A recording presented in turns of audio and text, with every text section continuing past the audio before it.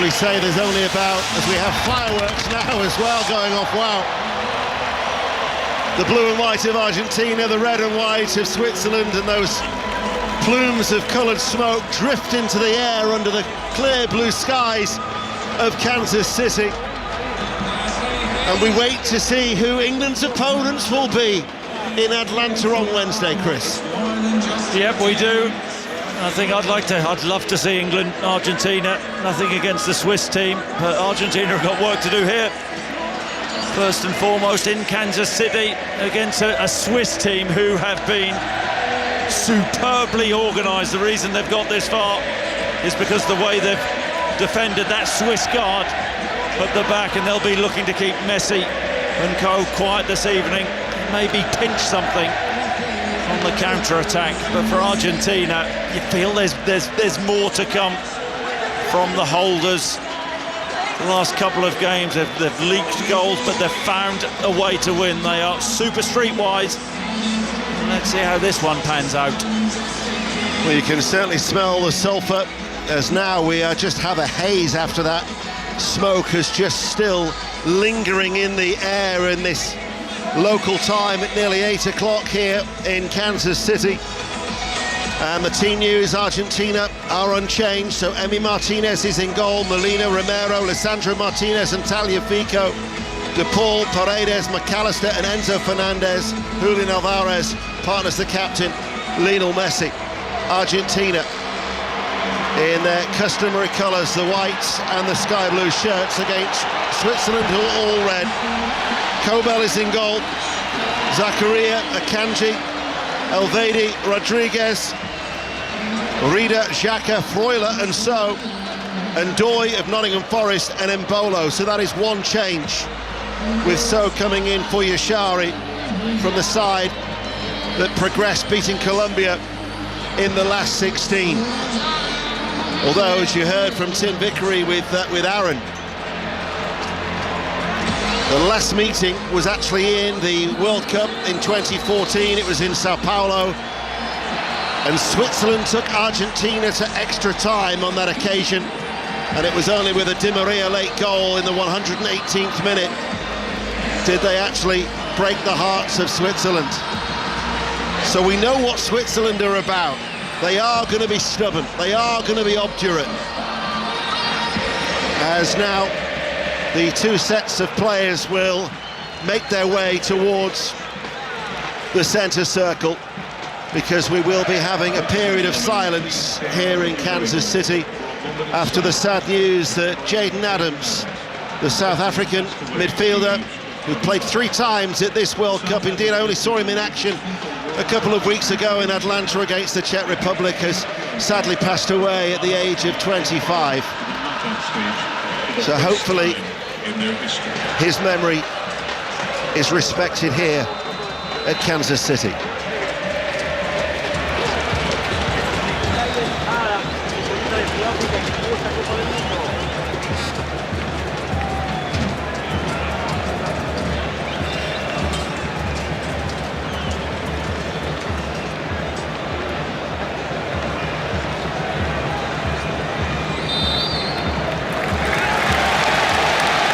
Black and white picture of Jayden Adams was shown on the 2 giant screens at either end of this open-air stadium as a helicopter hovers overhead.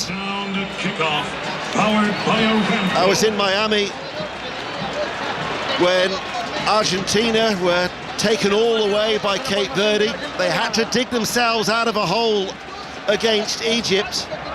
We wait to see how they will fare now in this last 8 encounter. I think Lionel Scaloni will want an easier, more comfortable evening tonight in Kansas City. I've got to say that what a brilliant stadium we're in. Wouldn't like it if it tipped down mine. There's not a roof on the stadium, but this is some arena, some bowl fitting for a World Cup quarter-final, and yeah, we're pretty exposed here, and let's see whether Argentina are exposed by the Swiss or vice versa. Well, we're underway, and it is a great noise, so much so that it was actually hard to hear the customary countdown that has been happening at every World Cup match. So Switzerland all in red, playing from right to left as we look. Giving you the two teams. We know about Argentina and their colours as Lionel Messi and Alvarez just wait. The ball is at the back with Akanji and then knocked out towards Xhaka on this near side. He chips it long and Ndoye makes a run round the back. The flag stays down and Ndoye hooks it goalwards. A bouncing ball in the penalty area and challenging for it. Zakaria down into the ground and then he's held from trying to pursue that ball as McAllister will run it away and is fouled and a free kick. Zakaria, who is a midfielder, plays for Monaco, and in fact he's their captain of Monaco, but he has played at right back, and this is his fourth start in that position at this World Cup here in the United States. He's got Freuler and Xhaka ahead of him in that central area where, I suppose if you asked him he'd like to play, a little bit of a worry for Argentina there. Dan Ndoye, Nottingham Forest playing on the left-hand side for the Swiss high up, making a run in behind, and just for a second, Argentina are exposed. Ball cleared long by Emi Martinez, aimed towards Alvarez, headed away by Zakaria, goes towards the halfway line, it's hit long, and Bola will give chase, and then it comes off the right boot of Romero, and that drops out into that stand over on that far side. So here with the sun still shining, the clear blue skies of Kansas City, the self-proclaimed soccer capital of America. We would say football, of course, but they do love their football here in Kansas City. It is the final match of the 6 to be played here. The first was when Argentina played against Algeria, and I'm sure that Argentina will be hoping for a similar outcome after that 3-0 victory, as Emi Martinez has the ball at his feet inside the penalty area, all in green. 5 Live and the BBC sounds out. 0-0, Chris Sutton. Yeah, and you can see the way that Argentina have set up. Alvarez making a run in behind. It's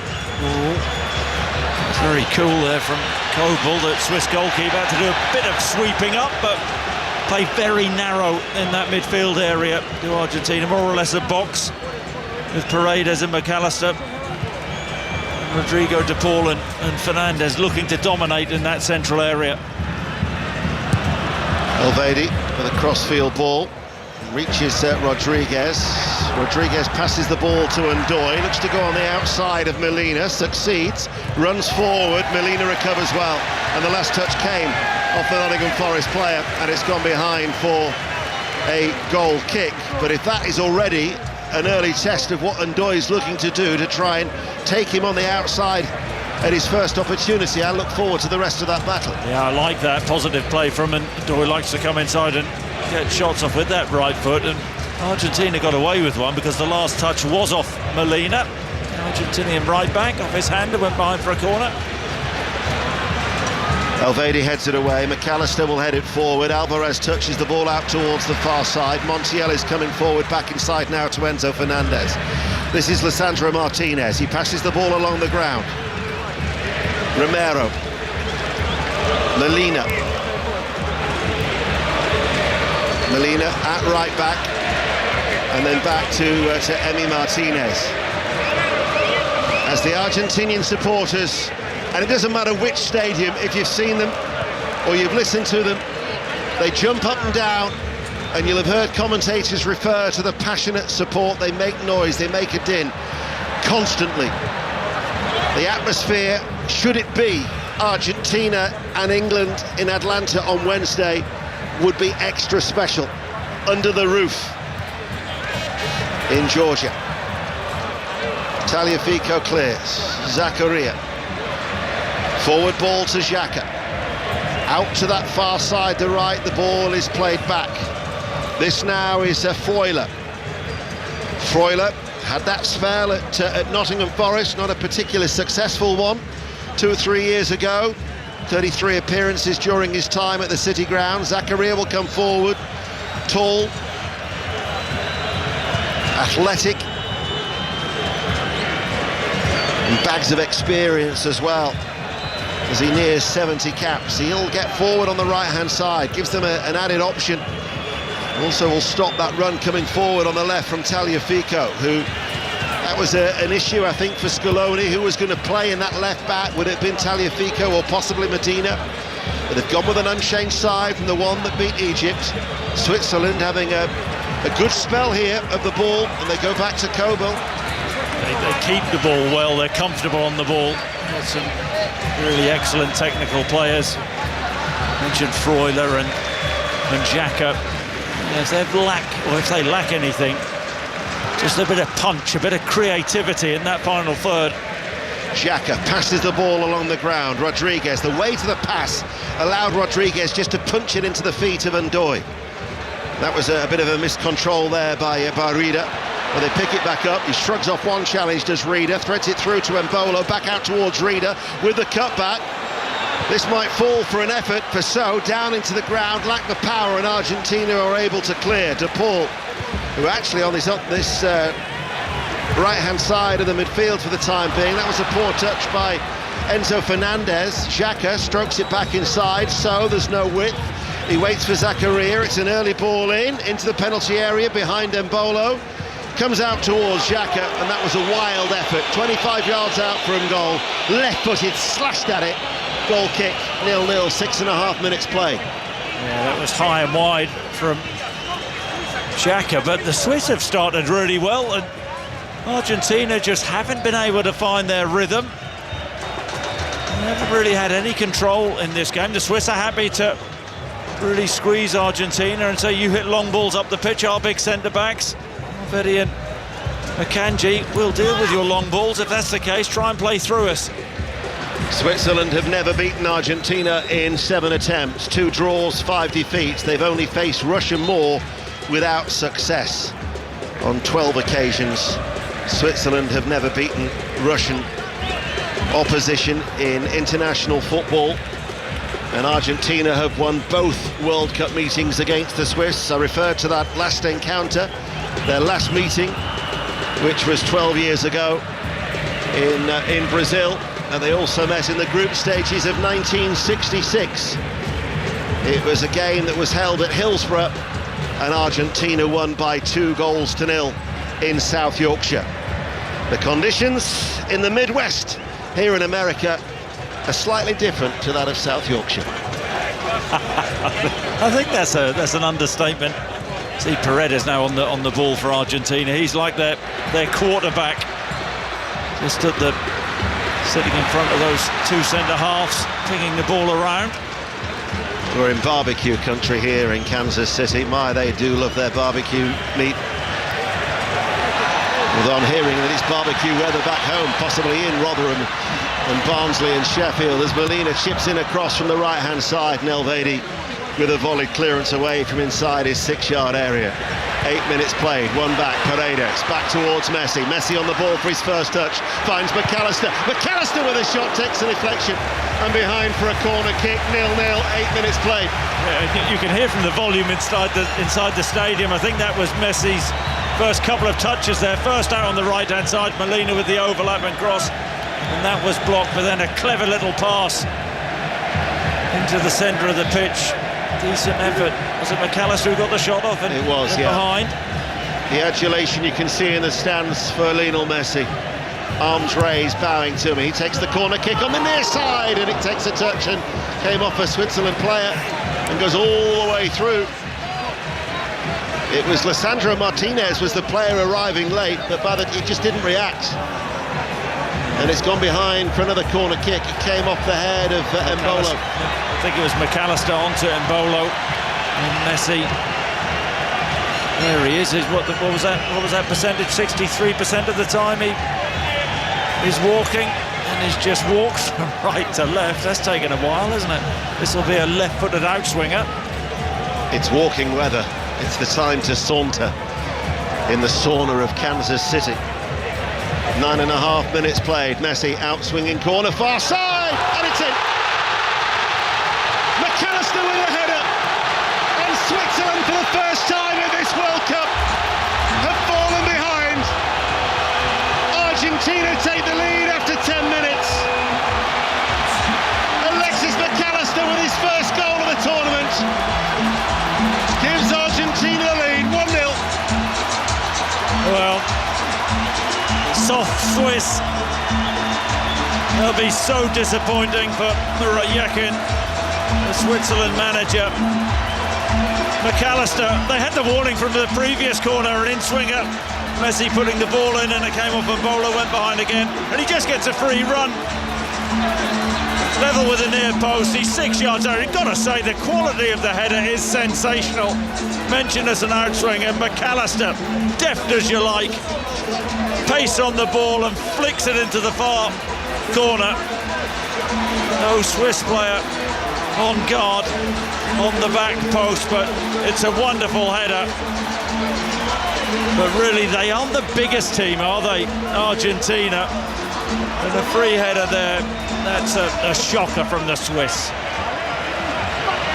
Another assist for Lionel Messi, that takes his tally to 10 in World Cup history. You then throw in his 21 goals, and that means that he's now contributed or has been involved in 31 goals in his 32nd appearance at a World Cup. Is this his most prolific World Cup then? Is it? You normally know stuff like that. It is, yeah. It is, yeah. Indeed, 8 goals. Only a South American to score more in a single tournament was the Brazilian Ademir with 9 in 1950. You could have given me a chance to have a pop at that. Do you think you'd have got it? But he was, we were in Qatar, weren't we? He was retiring, wasn't he, after the last World Cup? Well, in fact, he did retire, didn't he? When was it? Was exactly. Was it 2016 he retired? As he searches for his notes. I mean, also, you consider that he didn't score in the knockout stages at his first 4 World Cups, Lionel Messi. Well, and look at the impact since. Yeah. Well, in the last 2. This is his 6th one. That's what you see. A ridiculous challenge. I don't think it's the first time I've said that as a summariser from Romero on Bolo, the Swiss centre-forward, just flies into the back of him. Reckless as anything. He needs to keep his head, Romero. So Argentina are ahead. The winners will play England. Both semi-finals will be live on BBC Radio 5 Live. Tuesday night and Wednesday from Dallas and Atlanta, respectively. Seems an awful long time ago that today I was listening to Linda Noskova, the Czech Republic, the 21-year-old, the youngest winner in 15 years in the women's final, winning 6-2, 5-7, 6-3. What a day of live sport it has been on 5 Live after the drama of England beating Norway. After extra time by 2-1. We've got the men's singles final tomorrow. We've got those 2 semi-finals to look forward to. And then we have the Open Championship on 5 Live on Thursday from Royal Birkdale. What a few weeks it has been on BBC Radio 5 Live. It just continues to get better in this summer of sport. But Argentina, England, that would be, I agree with you, that would be a mouth-watering contest. Still a long way to go, however. Did you say earlier that Messi hasn't ever played against England, or was that Tim Vickery? I mean, I wasn't aware of that. That is... Well, it's actually quite easy because he made his debut in 2005, and 2005 was the last time that England played Argentina. Although he did make his debut in the August, and they played a little later on, and but he wasn't involved. He was still at the tender years of his international career. Not everybody has your knowledge, Ian. Well, thank you, Christopher. You worry me when you're nice. A quarter of an hour played. If you're still up, by the way, thank you for your company. Not many times that you've done a commentary at this time of the morning on 5 Live, is it? Absolutely no. There should have been a foul there for the Swiss. Granit Xhaka was pushed in the back by Rodrigo de Paul, and I think there's a given the other way for simulation, but there was a clear push on Xhaka. When I said in the commentary, incidentally, that it's the first time that Switzerland have fallen behind at this World Cup, they also never fell behind in the qualifiers. They had gone a total of 11 games, 6 qualifiers and 5 World Cup matches without falling behind. So this will be a test for Murat Yak inside, as the ball is switched out to Molina, stabs it forward, ball back inside by De Paul.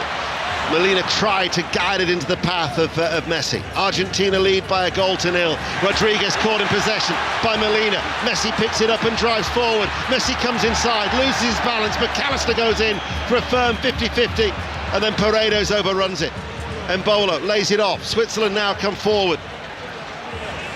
What that goal for Argentina has done, it means that Switzerland have now got to come out and play a little bit. Yeah, it's a different game plan from the Swiss. I still think they'll be cagey in the way that they try and build and play, but yeah, the onus is on them to show far more of a threat in that attacking third.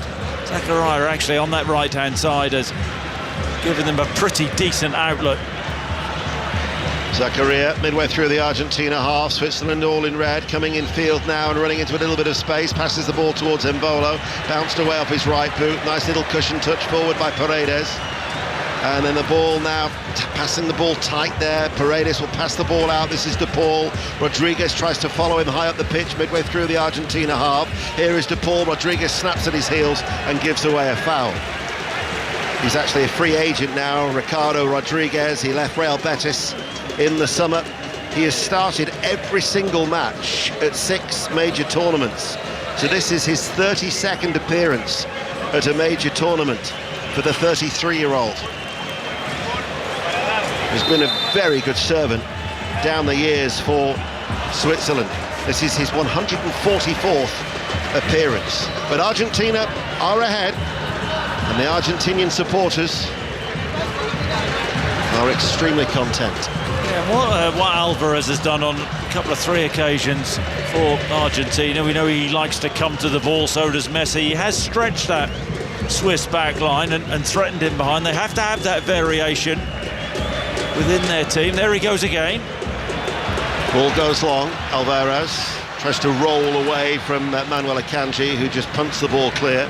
McAllister, the goal scorer, brings it down under control. Messi's just outside the centre circle, and now with Paredes, and Messi is able to turn, and he passes the ball forward. And Alvarez now returns it to the Argentinian captain. Tagliafico comes forward on that far side, the left. He's midway through the Switzerland half, and then the ball goes back and then in field. Paredes. I think it was just the 3rd time against Egypt that midfield had started together the other day in the last 16. But Paredes seems to give them a greater stability in the midfield, doesn't he? Yeah, he does, just at the bottom of that midfield. See Enzo Fernandez and McAllister, they'll play in front of him and just pop the ball around. Yeah, they play very narrow in there, and they have to get the width from the full-backs, Tagliafico and Molina. Well, if Switzerland have studied that game in Miami when Cape Verde fell behind, but they kept on going, stayed in the game, and then showed some ambition and stunned Argentina not once but twice with possibly the goal of the tournament, then Switzerland shouldn't be too downhearted. But that was a good challenge made by Paredes on Freuler, and it rebounds, and then it's with Messi, who threads it forward, and then McAllister thought that Messi was going to continue his run, and he backheeled the ball, but Messi had stopped running, and Switzerland now can come forward, and this is with Rieder. You mentioned Paredes. That's the importance of Paredes. And so Fernandez on that left-hand side had marauded forward, so with De Paul. McAllister had got ahead of the ball. Paredes is their insurance in the midfield. Switzerland, who are competing in their first quarter-final of a World Cup in 72 years. And whether it be the World Cup or the Euros, they have never gone beyond the last 8 in a major tournament. But so turns and shoots. He hit it true enough. Right-footed, 25 yards out from goal, but right into the midriff of Emi Martinez. Yeah, just drifting in off that right-hand side, and the ball played in behind the Argentinian midfield. It was a decent strike, wasn't it? But straight at Martinez. He goes long downfield, and Alvarez with his willing running. He was willing, but he was sadly offside for Argentina. I was wondering where they were going to get the runners from. In behind, it has to come from Alvarez. Messi's not going to do that, is he, at his ripe old age? Yeah, but what I don't understand there is that the assistant referee has said he's offside close to the byline. He's got to be offside. Yeah, but he kept up with him, didn't he? And then he flagged. It was. I get what you're saying. Koval was actually pointing that out to the assistant referee, as they actually did take the free kick a little bit further forward. My word, we're going to have problems with this Argentinian radio crew in front if they keep standing up. I wouldn't mind for the little fella in front, but it's the big chap who's about 6 foot tall and 6 foot wide. Yeah. No, I get you. Just stay calm, stay patient. He's sat down now. We had something similar in Miami, and James McFadden just picked up his bottle of water, just shoved it right into his shoulder blade, and he looked the same guy. Might not have been that big chap, no. I think I'll defer that to the production team. 21 minutes played. Argentina are ahead by 1-0. And you know what the frustrating thing will be from a Swiss point of view? Set play goal to concede. You look at the Argentina team. They don't have that great physicality, do they? They are not a big team. I don't know, in the Premier League, I think I've seen Alexis McAllister score a header or two, but he's not really renowned for his heading ability. Got to say, though, it was wonderful finish, wasn't it? It was. His last goal was actually in the United States. It was back in October when they played Puerto Rico in Fort Lauderdale. It's just his 7th goal that he's scored in his 52nd appearance for Argentina, who are 1-0 up midway through the first half here on BBC Radio 5 Live, and the BBC sounds out. Lisandro Martinez fouled as he falls forwards and gets a free kick, and that will signal our referee João Pinheiro from Portugal to say that we've got a drinks break here on BBC Radio 5 Live. 1-0 to Argentina. Your thoughts, Chris Sutton? Yeah, look, do they deserve it? That's another argument, but a set play has done for them, and they have the control. The issue with the Swiss team is, as you quite rightly said before the game, they lack firepower up top. You know, they lack that creator and that goal scorer. Mbola's got a couple of goals, but he needs the service, and that's going to be the issue for Switzerland. Let's bring in Guillaume. Guillaume, your thoughts on the first half that you've watched? I've been running a Messi cam. Do you want to know what he's done in these 20-odd minutes? Minute 6, he told his teammates, calm down. They were losing possession, weren't they? They weren't comfortable. Switzerland was arriving to the Argentina box quite easily. And then he received the ball twice, didn't he? He was already on the right-hand side. He hasn't played in the middle. 2 sprints of Messi accelerated everything. Everybody got either into the box or on the edge of the box. The first one, he gave the ball to Nahuel Molina, put a cross in with a little bit of danger. Second one, he goes involved to a pass to, I think he was entering with the shot from outside the box for the corner, and then assisted for the goal. And with that, he's 11 assists in all the World Cups he's been in. Record. And his second one on this World Cup. That's it. He probably won too much more in this first half, but that's enough. But when you consider that he's I'd got that was his 10th assist and 21 goals, so that's 31 goal involvements in 32 appearances. I mean, that is astonishing. It is a team that has worked around him, and you can see as well that when he's not running, so he's just literally walking and letting everybody attack. The whole team has got 2 options: one, to slow down and wait for him, or just give it a go. And giving it a go hasn't been terribly effective, so it's just a magnet to everybody, and that means that he will have the opportunity to shine on the edge of the box, make his thing, assist, score, and take Argentina to the semis. Are you going to continue to be on Messi watch? I'll be on Messi watch. Okay. Thank you, Guillaume. Muchas gracias. Chris, what does Switzerland need to do? Well, they need, you mentioned Messi for Argentina and how important he's been for them in an attacking sense. In an attacking sense, that the Swiss need to find that Swiss Army knife, don't they? That little adapter, that creator. Fabian Rieder is supposed to be that guy who's going to create those opportunities, but he's been on the periphery, hasn't he? He's let the game pass him by. The player who plays his football for Augsburg in the Bundesliga. But they'll feel, you know, it's still well in the game at 1-0. Just seeing the corner at the hydration break, you know, the Swiss were happy to go zonal. And McAllister just drifting in between two defenders and getting the finish. I don't care whether you go zonal or your man mark. There's always that great debate, isn't there? But you know, you would have expected a Swiss defender to really go and attack the ball, but all on the heels, and that's why Argentina are in front.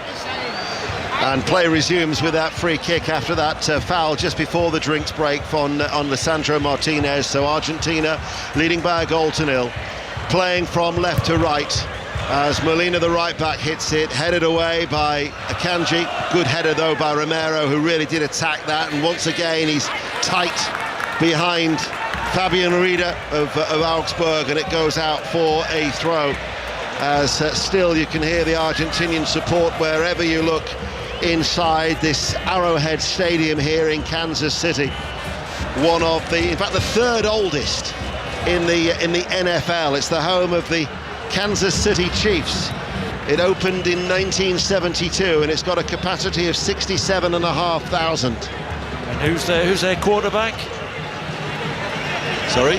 Who's the Kansas City quarterback? Oh, the Chiefs, come yeah, on. hold on, I know that. And it comes for the cross on the far side. It's Mahomes. Very good. And who's their other big player? I don't support I don't watch Come American on. football. I did well for that one. Travis, I'll give you a clue. Travis. Come on, think Taylor Swift. Come on. I'm sorry, I don't know. Do you know who Taylor Swift is? Yeah, I do, yeah. I'm watching the football. I'm not bothered. Dear me, come on. Who is it then? Educate yourself. Travis Kelce. Oh yeah, I knew that. Just as you that knew it was Ademir. This is a good run inside by Ndoye, but good block by Romero. Tried to pass the ball into the inside left channel, the penalty area towards Embolo, but it was stopped by the right boot of Romero. For Embolo, for Romero. And there's a foul then on De Paul. Yes. Xhaka, we've seen him do this over the years. He absolutely cements Rodrigo. De Paul lets the ball run across his body to take it on the back foot, and Xhaka's already committed. The ball back on his feet. He plays his football with Messi, doesn't he? Into Miami. As they call him, I think, the bodyguard, don't they? Rodrigo De Paul. Yeah, don't they? My note said that he was Motorcito, little motor. Yeah, got that as well. Ball goes long towards Alvarez. Elvedi with a header. Akanji also helps out. Elvedi then heads it, and Zakaria, the right back, on the right corner of the area, tries to get away from Alvarez, but Alvarez sticks to his tasks and forces him out wide, and then it goes out for a throw to Argentina, who lead by a goal to 0. 29 minutes played here in Kansas City. Yeah, works brilliantly hard there, Alvarez. He's the legs in that front line. Messi, the linker, he's the legs. He's the one who's stretching the Swiss back line, doing that important work, not becoming obvious, not always coming to the ball. Molina, the right back, passes the ball back to Emi Martinez. Has time to control it, touches it a couple of times outside the Davies penalty area. 29 minutes played in this first half.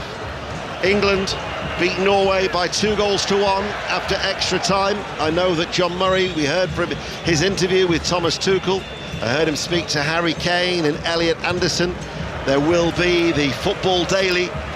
If you've not heard it, but you want to hear the reaction, then you'll be able to download it from BBC Sounds and your usual podcast provider for 5 Live's Football Daily for all of that. And I'm sure there'll be further reflections in Sunday Breakfast at 7 a.m.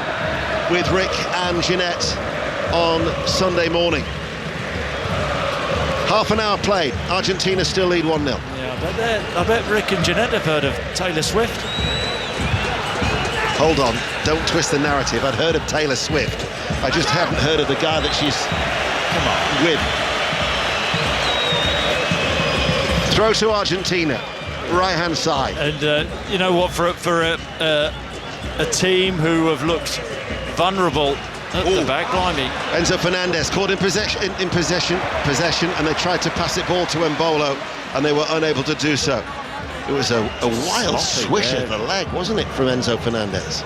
Really sloppy. It's just that final ball. In fact, Sandro Martinez, right place, right time to cut out the pass to Embolo, who would have been through on goal. Paredes was just dropped in between the two central defenders, but he was followed by Xhaka as they tried to press. That was a nice little touch by Messi to release Molina, who's away on this near side the right. De Paul looks back for Molina, finds him. McAllister in field, but Switzerland have many a red shirt back to win the ball in their midfield, and then Ndoye manages to get away from De Paul. He's over the halfway line. He diagonal ball towards Embolo. Embolo might get there. Embolo goes down as Emi Martinez comes to the edge of his area. Seemed to go in with his feet first. The referee was up with play.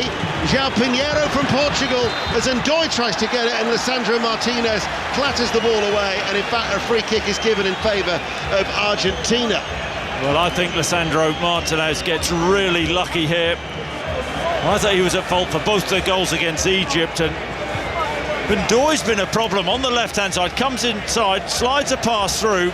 Martinez should deal with it, he doesn't, and then for a second you think Embolo gets the wrong side of him, and Emi Martinez comes out and makes a really timely challenge.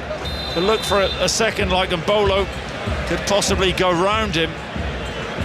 But Lisandro Martinez, another slip from him. He's not had a good tournament. I did wonder whether he would be sitting this game out for Otamendi. Well, it was a very good save by Emi Martinez, coming quickly off to the edge of his penalty area and blocking that with his legs, because Embolo, remember seeing him in the very early stage of his career with Basel, has always had that little bit of pace. He now plays for Rennes. But I agree with you about Ndoye. I mean, it was caused by the fact that Molina had gone forward. They lost the ball for them to expose this right-back area for Argentina. But Ndoye has shown on a couple of occasions that he's got the pace and the trickery to cause them issues. Coming out left again. And he seems to have the beating of Molina, doesn't he? Molina has really not done well in that matchup so far. Embolo didn't do well though in the previous game. He didn't have a single shot on target, and he managed just one touch in the opposition's penalty area before he was replaced after 87 minutes against Colombia, who they knocked out on penalties. Imagine what the atmosphere would have been like had it been Argentina-Colombia here in Kansas City. That would have been a special occasion. Yeah, I know. I mean, we talked about that. Mega, but the Swiss found a way. They've got to find a way this evening to get back into this game. So, infield, Freuler strokes it. Coming onto it now is Nkanji. Nkanji running forward, and Ndoye to his left, passes the ball back inside. Xhaka's got time to control that and then clips it forward, and it actually came off the head of Molina, who was running in between Rodriguez to his right, and then he had Ndoye coming over his left shoulder. I don't think he was left with much of a choice there, the right back. It was a lovely, lazy, lifted ball from Xhaka, and Ndoye making that run, and Molina taking no chances. Fabian Rieder then to take the corner kick on this near side, the left. This should be an outswinger, left-footed, headed out by McAllister. Messi was blocked from getting it by Rodriguez. Picked up by Switzerland. Rieder once again. Was there a foul? Yes, there was, by Alvarez. So that's a free kick just in from the left touchline. 25 yards out from goal as Switzerland look for an equaliser. Live on 5 Live with 10 minutes to go to half-time. Well, he's barely had a kick as he Rieder out on the left-hand side. Good feet to draw the foul from Alvarez, but the Swiss need to find a way of getting Rieder, their creator, into this game. He's essentially the replacement for Shaqiri, but he doesn't have the same level of creativity as Shaqiri. He's a little bit more industrious, likes to press. But it will be he who delivers it, and it's an arcing ball in that forces Emi Martinez to punch that away with both hands about 8 yards out from his goal line. Yeah, I thought it was a testing ball for Emi Martinez, but he dealt with it really well. Good reading, good punch. I'd like to see keepers catching the ball, but that was one where you think, good decision from Emi Martinez. And that's another foul. There's a wag of a finger. It's a disapproving wag as well from Lionel Messi towards the Portugal referee, João Pinheiro, as Switzerland, still trailing 1-0 with 9 minutes to go at a half-time, have a free kick that they've knocked short. Reader on the turn. Rodriguez near side the left. Leaves it then for Xhaka. Xhaka invites Akanji to come forward. Midway through the Argentinian half. Now back towards Reader, level with the area. Reader with a cross. Too deep. And curls straight out of play and out for a goal kick. And the whistles are there from the Argentinian supporters as their side 1-0 up. Yeah, he's being applauded by Remo Freuler. Reader has, but I mean that was a dreadful cross from the left-hand side. Murat Yakin in his technical area, unimpressed. But maybe they can produce a moment or two. Still feel that Argentina, they haven't really found their flow. They haven't found their rhythm. They're not building well from the back. The Swiss are saying, we're going to press you high. Is your build-up play better than our press? And at this moment in time, say that the Swiss have pressed well. Just that one moment, that one corner, that's the difference. A McAllister header from that resulting corner that Chris Sutton refers to after 10 minutes, giving Argentina a 1-0 lead here in Kansas City. England await after reaching their 4th semi-final in their last 5 major tournaments. That'll be on Wednesday night after we've brought you Spain against France live from Dallas on Tuesday. Elvedi in the centre circle, pings the ball out towards Ndiaye. And Ndiaye, despite the little jump in the air, couldn't keep that ball in play, sails over his head and out for an Argentina throw. You can see the idea from the Swiss. Ndiaye has been that threat, hasn't he, for them on the left-hand side. Keep getting the ball out to him. He looks like he's got the beating of Molina. Manzambi's a miss for Switzerland as well. He's a really good player. We were ahead of the tournament, actually. We were told to sort of like predict our rising stars, and Johan Manzambi, after seeing him for Freiburg against Aston Villa in the Europa League final in Istanbul, was my choice. I thought he was Freiburg's best player on the night. Can play deep, can also play in a more advanced role, and he's agreed terms for Newcastle. I think for you didn't have anything to do with that. No, I didn't know. But glowing praise. For £51 million, that's a good signing for Newcastle United. The Argentinian supporters whip up the noise inside this atmospheric venue. Despite the fact that it doesn't have a roof, you wouldn't know. Argentina lead 1-0. Switzerland, though, and I think Argentina are quite happy for Switzerland to have the possession there. They're not being forced, as there's a foul there by Zakaria on Tagliafico, and it's a free kick to Argentina. They're keeping Switzerland at a distance. If you're Thomas Tuchel, the England players watching this game, and you watch them throughout the tournament, though, they're not the team who really have great control of games. I didn't see the game against Cape Verde, but I mean they were brilliant, weren't they, Cape Verde, in the way that they played. I saw Ipswich. Saw Ipswich. What of the World Cup? That's a compliment from a Norwich man. I saw Egypt struggle against Australia, and yet Argentina managed to find a way to beat them. But this isn't an Argentina team at the very best. But what they are good at, they are super streetwise, aren't they? They find a way, don't they, of winning games. Got a lot of nous in the team. And Bolo just trying to roll away from Lisandro Martinez. He was being held, and the Portuguese referee has given Switzerland a free kick, 6 yards inside the Argentina half. Switzerland all in red, playing from right to left as we look, and we've got less than 5 minutes to go to half-time here on BBC Radio 5 Live, where I'm sure at the break we will have more reaction from Miami, where England beat Norway by 2-1. Oh, that was a loose ball by Mbolo to give the ball towards De Paul, who now feeds it towards Messi. His forward ball loops up in the air and Alvarez couldn't bring it under control. And then running back was Akanji to tidy up with a header back towards his goalkeeper, Kobel. They're all just looped up off a Swiss midfielder to Alvarez, but the ball dropping over his shoulder, difficult one for him to control, and then Akanji round, nodded the ball back. 47% possession for Switzerland. I actually thought they would have had more than that, because they've been the team who were pushing Argentina back. The forward again, Rodriguez looks for Ndoye, sliding across was Paredes. Ooh. Did you think he got the ball? Well, he's saying to the referee he did, but it's a stupid challenge. Well, maybe he didn't. Free kick. Doesn't get any of the ball there. It was Soj who made a forward run in the left-hand channel, and he can't win the ball, Paredes, so a really daft decision to go to ground as he did do. Just invites another ball in to their box, Argentina.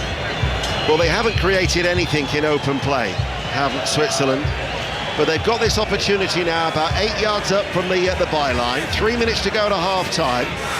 They're trailing by a goal to nil, and they have sent 4-5 red shirts inside the penalty area. 4 of them are congregating inside the 6-yard box. Surely got to be an in-swinger to test Emi Martinez. Right-hand side of the penalty area. It is an in-swinger, and it goes all the way out of play. Over everybody's heads and out for a goal kick. Real lack of quality from Freuler. You're right, I liked your idea there, Ian. You try and whip the ball in there on target, get forwards, bodies across the goalkeeper's eye line, but I mean, he whipped that 10 yards wide of the left-hand post. Really lacked quality in the final third. Interesting conversation between the João Pinheiro and Lionel Messi, who is quite forthright, it seemed, with his opinions to the Portuguese referee. Alvarez with a downward header on this near side, the Argentinian right. Ball in play to Paredes. He was caught late by Mbolo running back. And he's writhing in agony. And you've got 3-4 Argentinian players holding their hands up, gesturing to the referee. You've got to book him. Well, they shouldn't be doing that. De Paul was one of them. He's waving the imaginary card at the Portuguese referee. I don't think he was alone. I mean, it was late by Mbolo. Took the legs, wiped him completely out. And Mbolo's shown a yellow card. Yeah, I mean, let's get it right. There wasn't brilliant from Briel. It was a clumsy as much as anything, trying to put an Argentinian quarterback under pressure, get back and block him making a pass out left, and he catches him. Paredes on the follow through. Did you just say quarterback? Yeah, quarterback. That's what he is. That's the way he's playing in the Argentinian team. You've been in America too long, my friend. What are you talking about? That's the position he is playing in the... No, this is football. This isn't American football. He's a deep-lying midfielder. You can't say that in America. This is football. You can't. You wouldn't say that in Kansas City Centre. You wouldn't say that. I'm not having you call him a quarterback. That's American football parlance. But that's the position he is playing in this Argentinian team. He's the one who sprays the passes. That's what Mahomes does. Right. Well, he's in my eyes, then he's a deep line midfielder or a holding midfielder with good distribution. He's not a quarterback. He's not picking it up and throwing it to the end zone. We're about to find out how much stoppage time there will be. Murat Yakin isn't happy. He's in the ear of the fourth official. By the way, Rodrigo de Paul should have been booked for the imaginary card if there's any consistency. Here is Ndoye. That was a touch that allowed Paredes to get there. Yeah. And we'll find out how much stoppage time there will be. 4 minutes of added time. Or is that overtime in your eyes? No, overtime. We're in Kansas City. Or we're in Missouri, aren't we? They get funny about that, don't they? If you say Kansas, you can't say Kansas, can you? No. We're in Kansas. Kansas City. If you're in, get a little bit touchy about that. Yeah, you've upset a few locals, haven't you? Well, only through a lack of knowledge there, but we know now. Yeah. And I know that Taylor Swift's seeing somebody called Travis as the ball is cleared long by Emi Martinez towards Alvarez. Rodriguez plays the ball in field. Here is Elvedi, the central defender, and out towards Zakaria, the right back. Midway through the Switzerland half, they trail by a 0-0 on BBC Radio 5 Live with the right to meet England in the semi-final. But the defending champions are on course. And who knows, maybe Yannick Sinner, as the defending champion at Wimbledon, could be on course again. You'll hear him. All the build-up from 2 with Gigi Salmon tomorrow for that men's Wimbledon final against Alexander Zverev. Not a lot of quality in this game, is it? It's got very niggly, and I don't actually know. There's a free kick awarded for Argentina there, and I really don't get that. I thought it was a foul the other way. On the left-hand side, was it? Zakaria Tagliafico. Free kick then it is to Switzerland, and they're in no real hurry to take it here as that blue sky is now making way. There's a purple haze if wherever you look in this open-air bowl stadium in Kansas City. And Argentina lead by a 0-0. Lisandro Martinez, left side of the centre circle, turns. Paredes, the deep-lying midfielder, passes the ball forward to Tagliafico, and he was caught from behind. And that'll be a free kick to Argentina, who lead by a 0-0. Yep. So silly from Tagliafico gets his body in, and so commits. And what does it do? It allows Argentina to put another ball into the Swiss box. Quite a high line there from the Swiss guard. I'd be fascinated by the dynamic of the semi-final in Atlanta if it is Argentina-England, with bearing in mind the supporters as Messi comes forward with that free kick. Paredes along the ground finds De Paul. He's got width to Molina on this near side, and the ball goes back. We know how the English supporters travel in great numbers, but nothing in comparison to the Argentinian support that I've witnessed at first hand in Miami against Cape Verde, and then here again in Kansas City. The scramble for tickets is going to be something, and they ain't going to be cheap either. Yeah, I covered the game in Dallas against, I think it was Austria. Nice little touch in field by McAllister, looking for Molina, who likes to get forward. Rodriguez, Argentina, hunting for the ball, cleared by Akanji, headed powerfully downfield by Lisandro Martinez, but there's no time on the ball there in the midfield, and Lisandro Martinez hurriedly knocks it forward, and there was Elvedi to clear the ball away, and then Ndoye is challenged by Molina. He's gone down holding his head, and there will have to be a stoppage because there is a head injury here to the Nottingham Forest player who stayed down. 1-0 Argentina. And Molina has clattered in to Ndoye. Both players' eyes on the ball, but I think the Swiss bench are really unhappy. They feel that Argentina, they're getting the decisions all going their way. I think Molina was late there.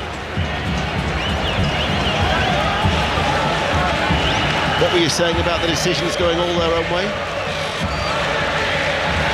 I mean, Molina should have been booked there, shouldn't he? It's a late challenge. Because there has been already sort of like questions that have been asked, hasn't there, about certain decisions? Yeah, Messi should have been sent off earlier on in the tournament, but there's the half-time whistle. There is the half-time whistle, and Argentina are leading by a goal to nil. It has been a scrappy contest at times.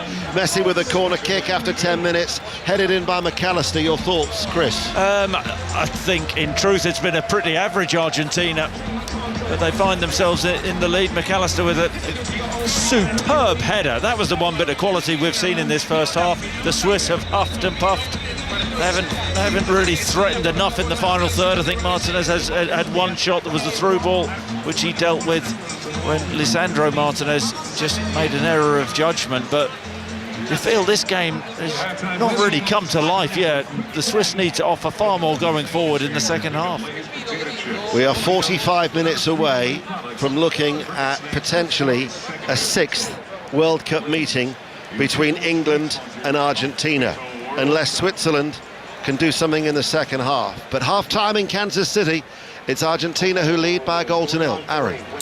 Chris, Ian, thank you so much. Let's bring in South American football expert Tim Vickery. Tim, I mean, again, not sublime by Argentina, but the moment that led to that goal, first up, the initial corner, that was a warning, and then they were able to strike through an excellent header from Alexis McAllister. Well, what's striking for me, I was telling you before that this Argentina side, since Qatar, they've hardly played European opposition. And it's really striking for me how they've changed their style for tonight's game. And usually, you know what you're going to get from Argentina. It's going to be bringing the ball forward, pass, ball to Messi between the lines, and then something happens. What have they done this time? Well, Switzerland have come there with a block in the middle of the field, which is bigger and stronger than the Argentine journo who is obstructing the view of Ian Dennis. So how are you going to get around it? So what they're doing is that every opportunity, and the coach isn't very happy with them when they're not doing it, they are going long to Julian Alvarez, playing the long ball to him up front. And that gets them higher up the field, and then they search for the second balls, and it's got them the set pieces. And as Chris was saying, you don't really expect Argentina to be a potent side from these corners, but they keep getting goals from the corners. And it was really striking when the goal went in. All of the Argentine coaching staff, they went to congratulate Walter Samuel, the former defender who's on the coaching staff, and he's obviously the set piece guy. This was obviously a routine, and it was very, very nearly little McAllister who was in on Messi's corner from the right.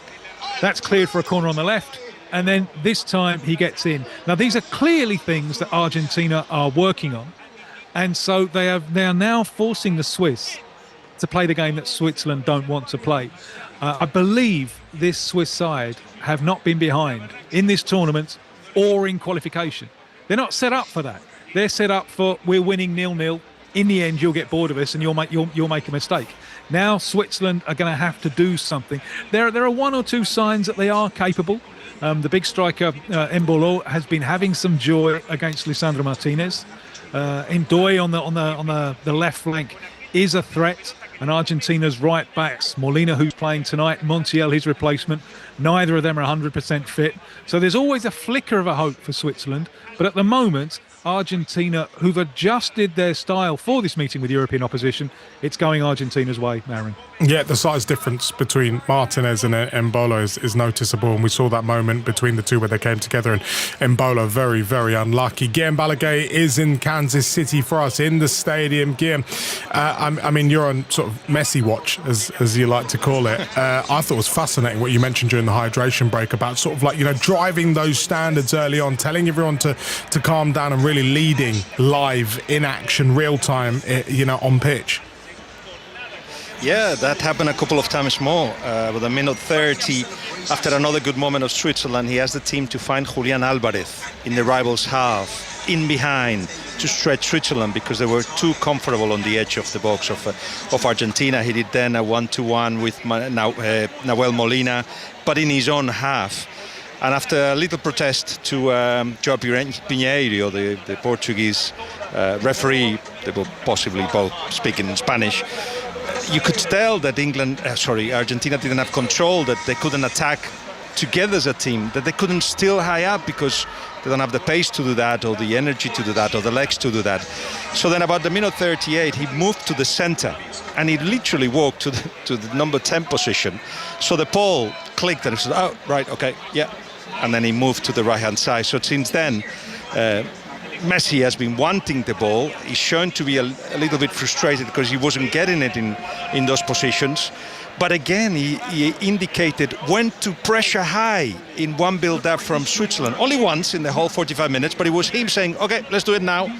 Didn't work out, so they haven't tried it again. But it is a limited Argentina, who of course cannot play it in long often, maybe once or twice with Julian Alvarez, because Akanji and Alvedi are fast enough.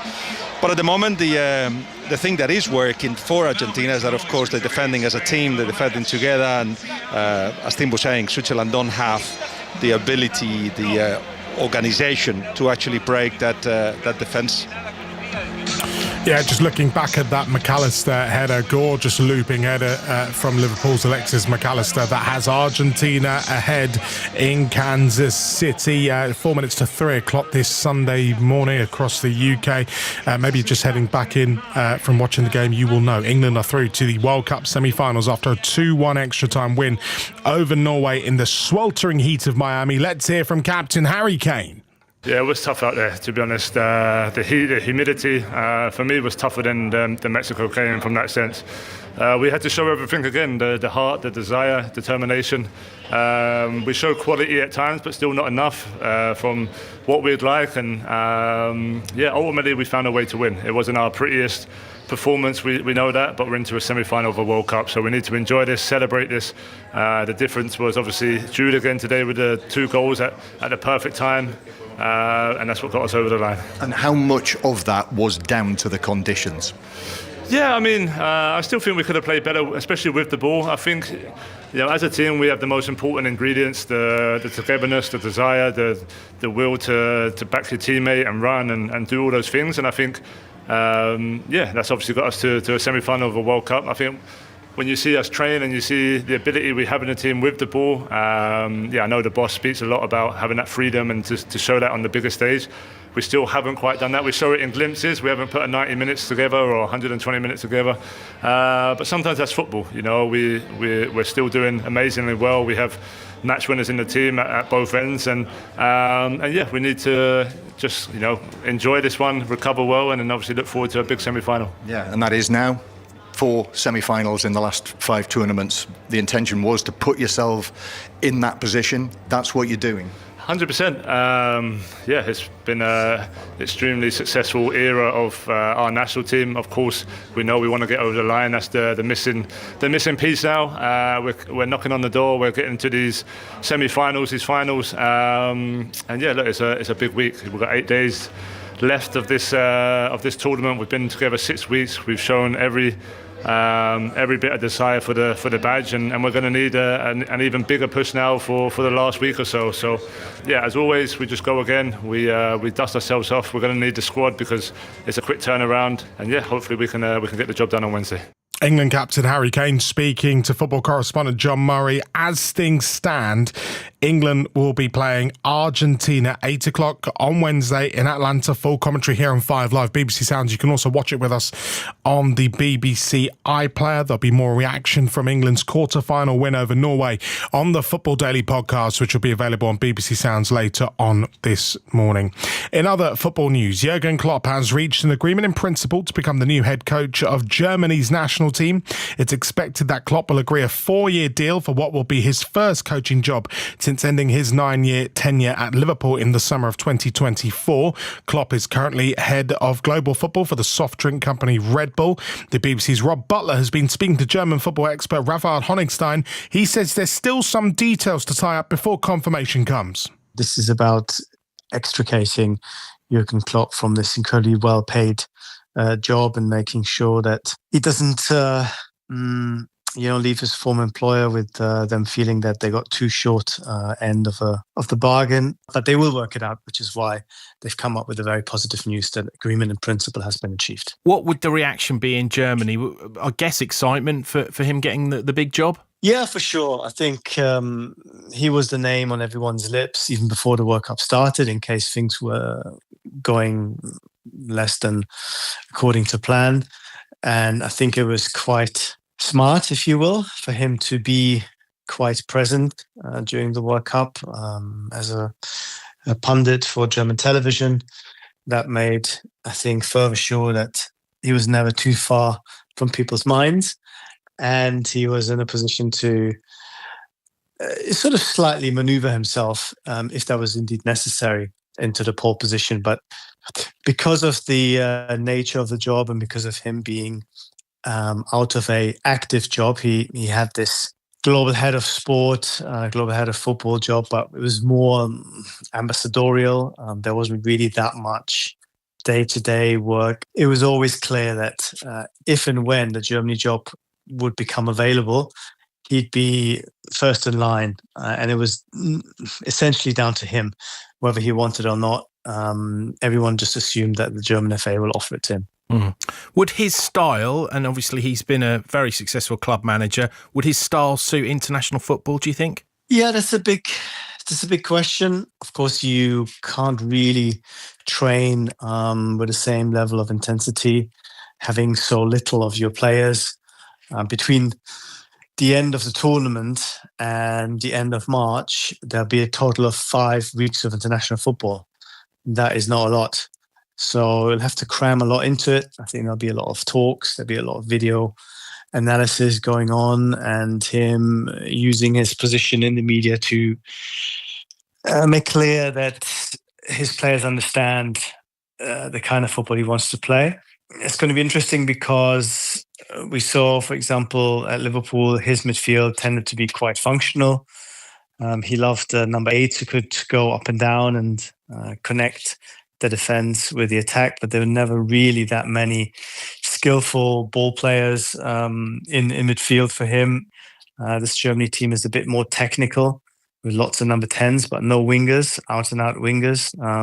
Certainly not wingers of the quality that Liverpool have had in recent years. So he'll have to find solutions, and that's the, if you will, the beauty and the curse of international football, that even the best coaches will have to compromise because they can't just go and buy the players that they need. At the same time, he doesn't have to heed any contractual situations, and he can really shape the team within the availability, of course, of the players he needs as much as he wants. And there's a bit more freedom, if you will, compared to somebody who has to play certain players at a club because they happen to be there and paid a lot of money. German football expert Raphael Honigstein speaking about the news that Jurgen Klopp looks set to become Germany's next manager. In other sport, Linda Noskova overcame a fight back from fellow Czech Karolina Mukova to win a dramatic Wimbledon singles final.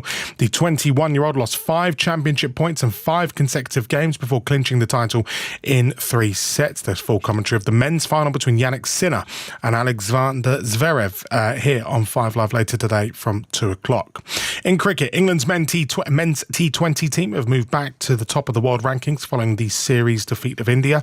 In yesterday's international at Southampton, Joss Buttler scored 131 from just 64 balls as England posted a score of 257 for 3. In reply, India only managed 201 for 8 from their 20 overs, losing by 56 runs. So England take the series 4-0. A world record crowd for a women's test of over 15,000 people saw India take control against day 2. In fact, you know what? My copy's just moved a bit down. That was at the one-off test match at Lord's. It stumps India 154 for 1 in the second innings. That's a lead of 269. Opener Smriti Mandana is unbeaten on 69. And it was announced earlier that Heather Knight will retire from international cricket at the end of the test match. Knight captained the side 199 times between 2016 and 2025. Coverage of day 3 begins at 10 o'clock this morning on Sports extra. In rugby union, England put a 5-test losing streak behind them with an 11-try victory over Fiji. Replacement Henry Pollock scored a second-half hat-trick as England cruised to a 73-8 win at the Hill Dickinson Stadium in Liverpool. The two teams are in the tunnel back in Kansas City, which means we can rejoin our commentary team of Chris Sutton and Ian Dennis. And Ian, I'm shocked you don't know that Taylor Swift actually married Travis Kelce last weekend. It was a star-studded bash at Madison Square Garden. A whole host of A-listers invited. Were you otherwise engaged, or do you just not fancy it? I turned it down, Aaron. I decided I'd just watch the football instead. That's embarrassing from you. That was a love story. Right? I'm not even... Does his face look concerned? He just buries his head in the sand all the time, Aaron. So, I mean, everybody in the world knows Travis Kelce and Taylor Swift, other than Ian Dennis. Dear me. Dear, oh dear. Is that you finished, Aaron? He's gone. He's gone, yeah. Oh, dear me. Well, the two teams are out. Yeah. I don't think there's been any alterations at half-time. Emi Martinez is... I bet you John Murray didn't know. He wouldn't know either. I bet he would. We're aligned. We're aligned on certain things.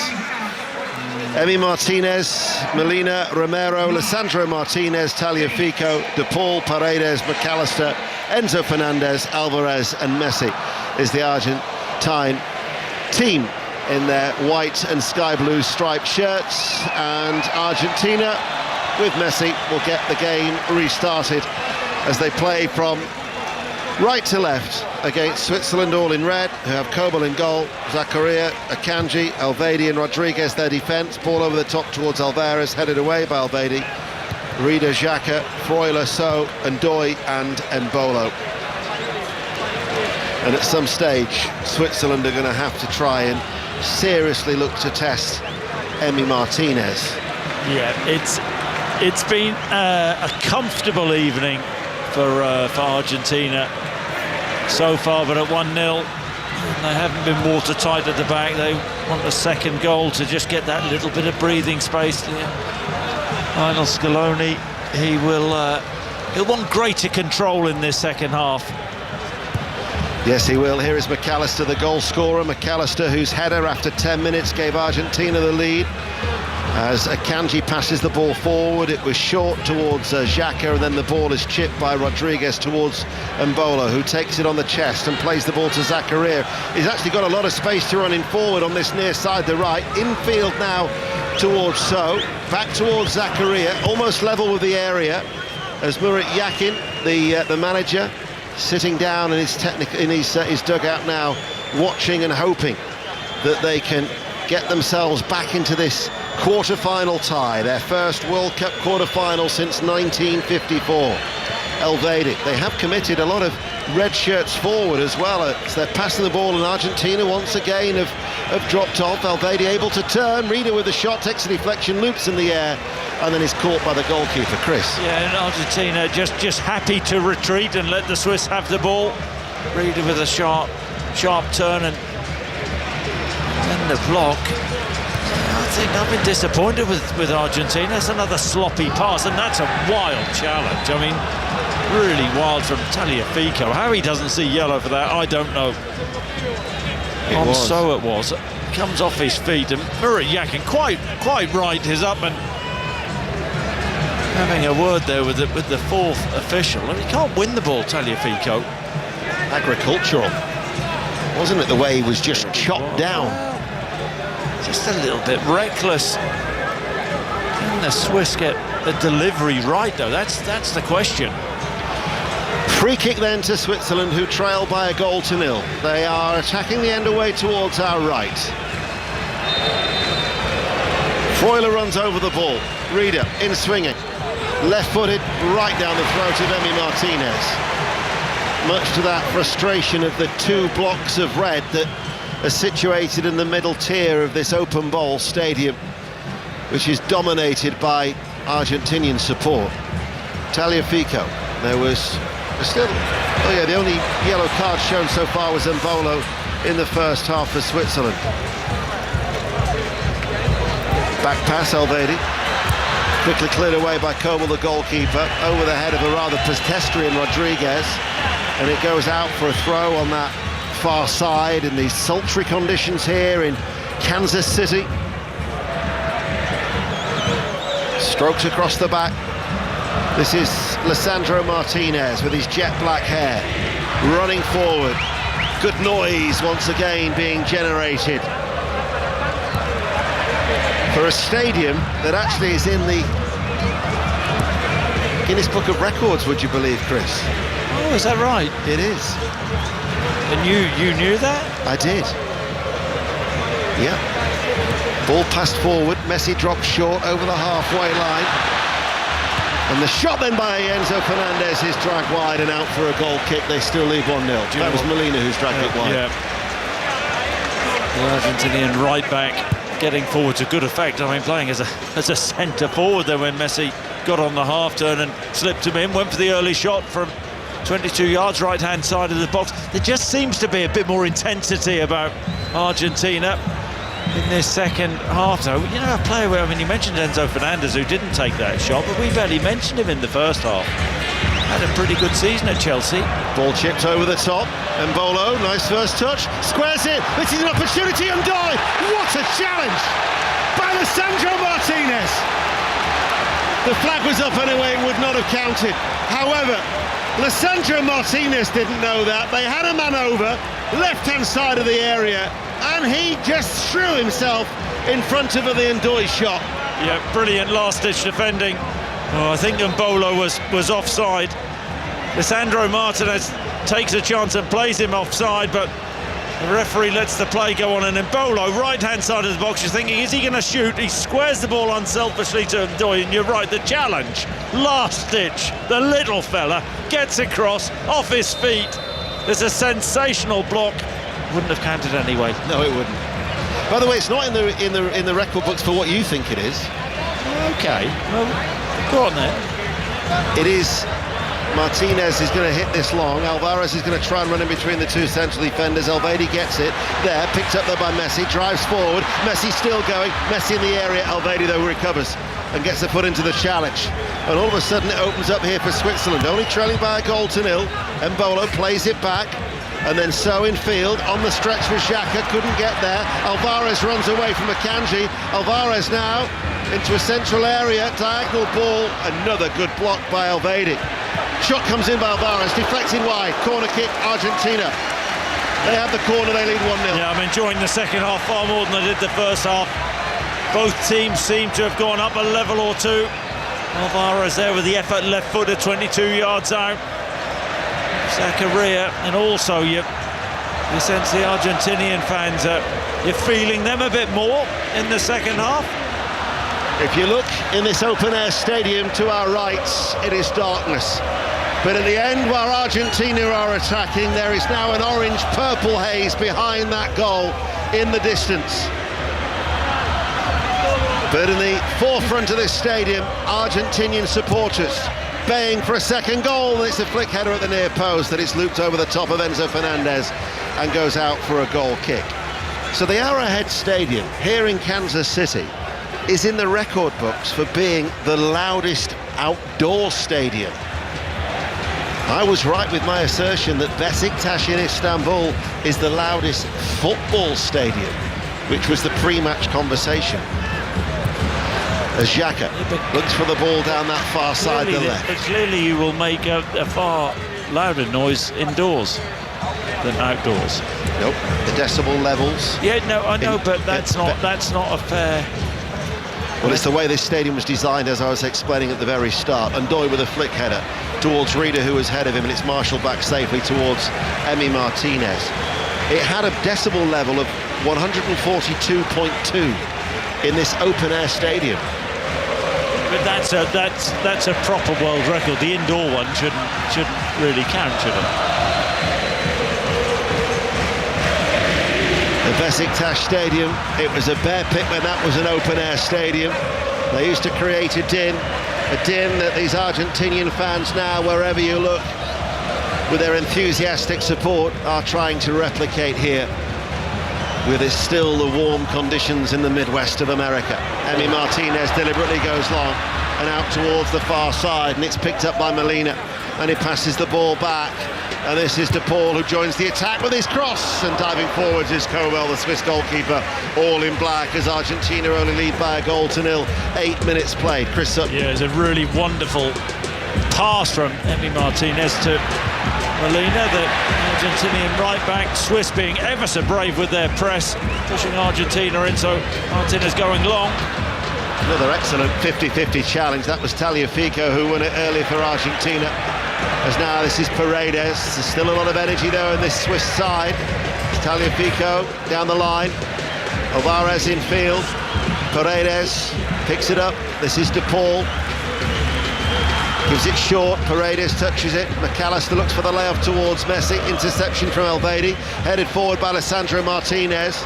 Directed with a good header to Alvarez by Enzo Fernandez. He was well aware of where Alvarez was, to keep possession for Argentina as Switzerland have dropped off and everybody back behind the ball. Just the one goal between the two sides. 10 minutes into the second half. Who's Ndoye, who's been a real threat for Switzerland with his running, but runs straight into a brick wall in the shape of Christian Romero.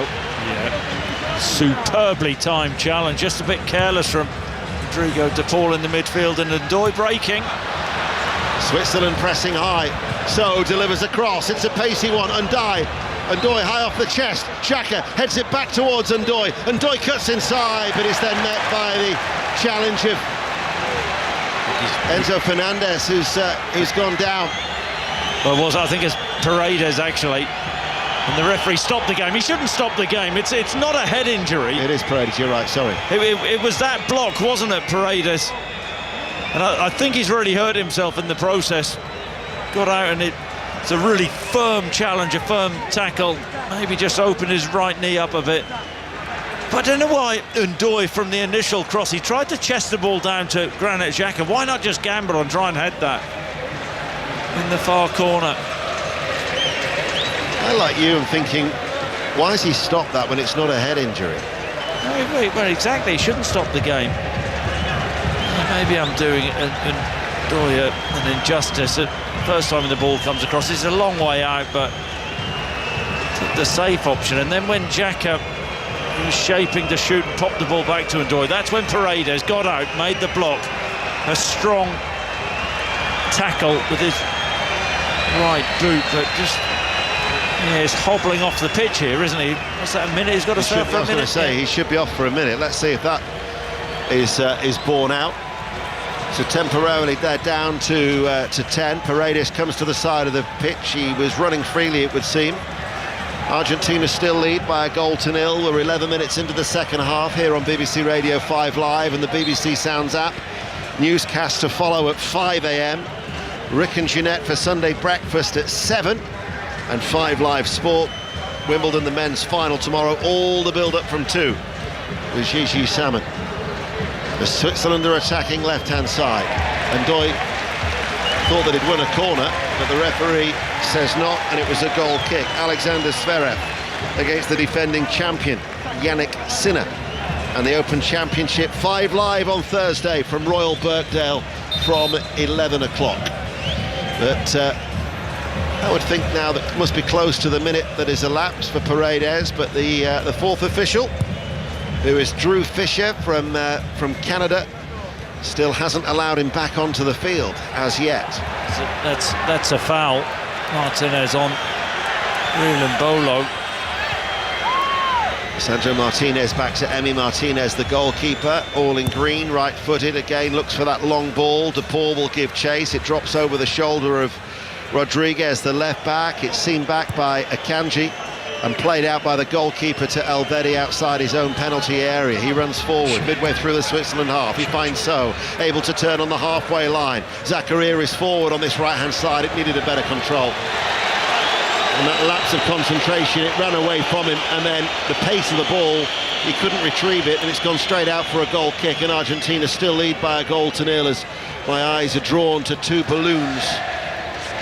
One a white one, the other one a sky blue balloon and now all of a sudden the Argentinian supporters bobbing up and down in unison in that end away towards our right. Fantastic spectacle whenever you see them in great numbers. McAllister comes away from the challenge of Valverde. Freuler, though, snapping at his heels, and unfairly so from and that will be a free kick to Argentina. Yeah, good aggression from the Swiss, and McAllister using his body ever so well and manoeuvring the ball and drawing the foul. The Swiss have done a lot of things right here this evening. It's just they don't have that confidence, do they?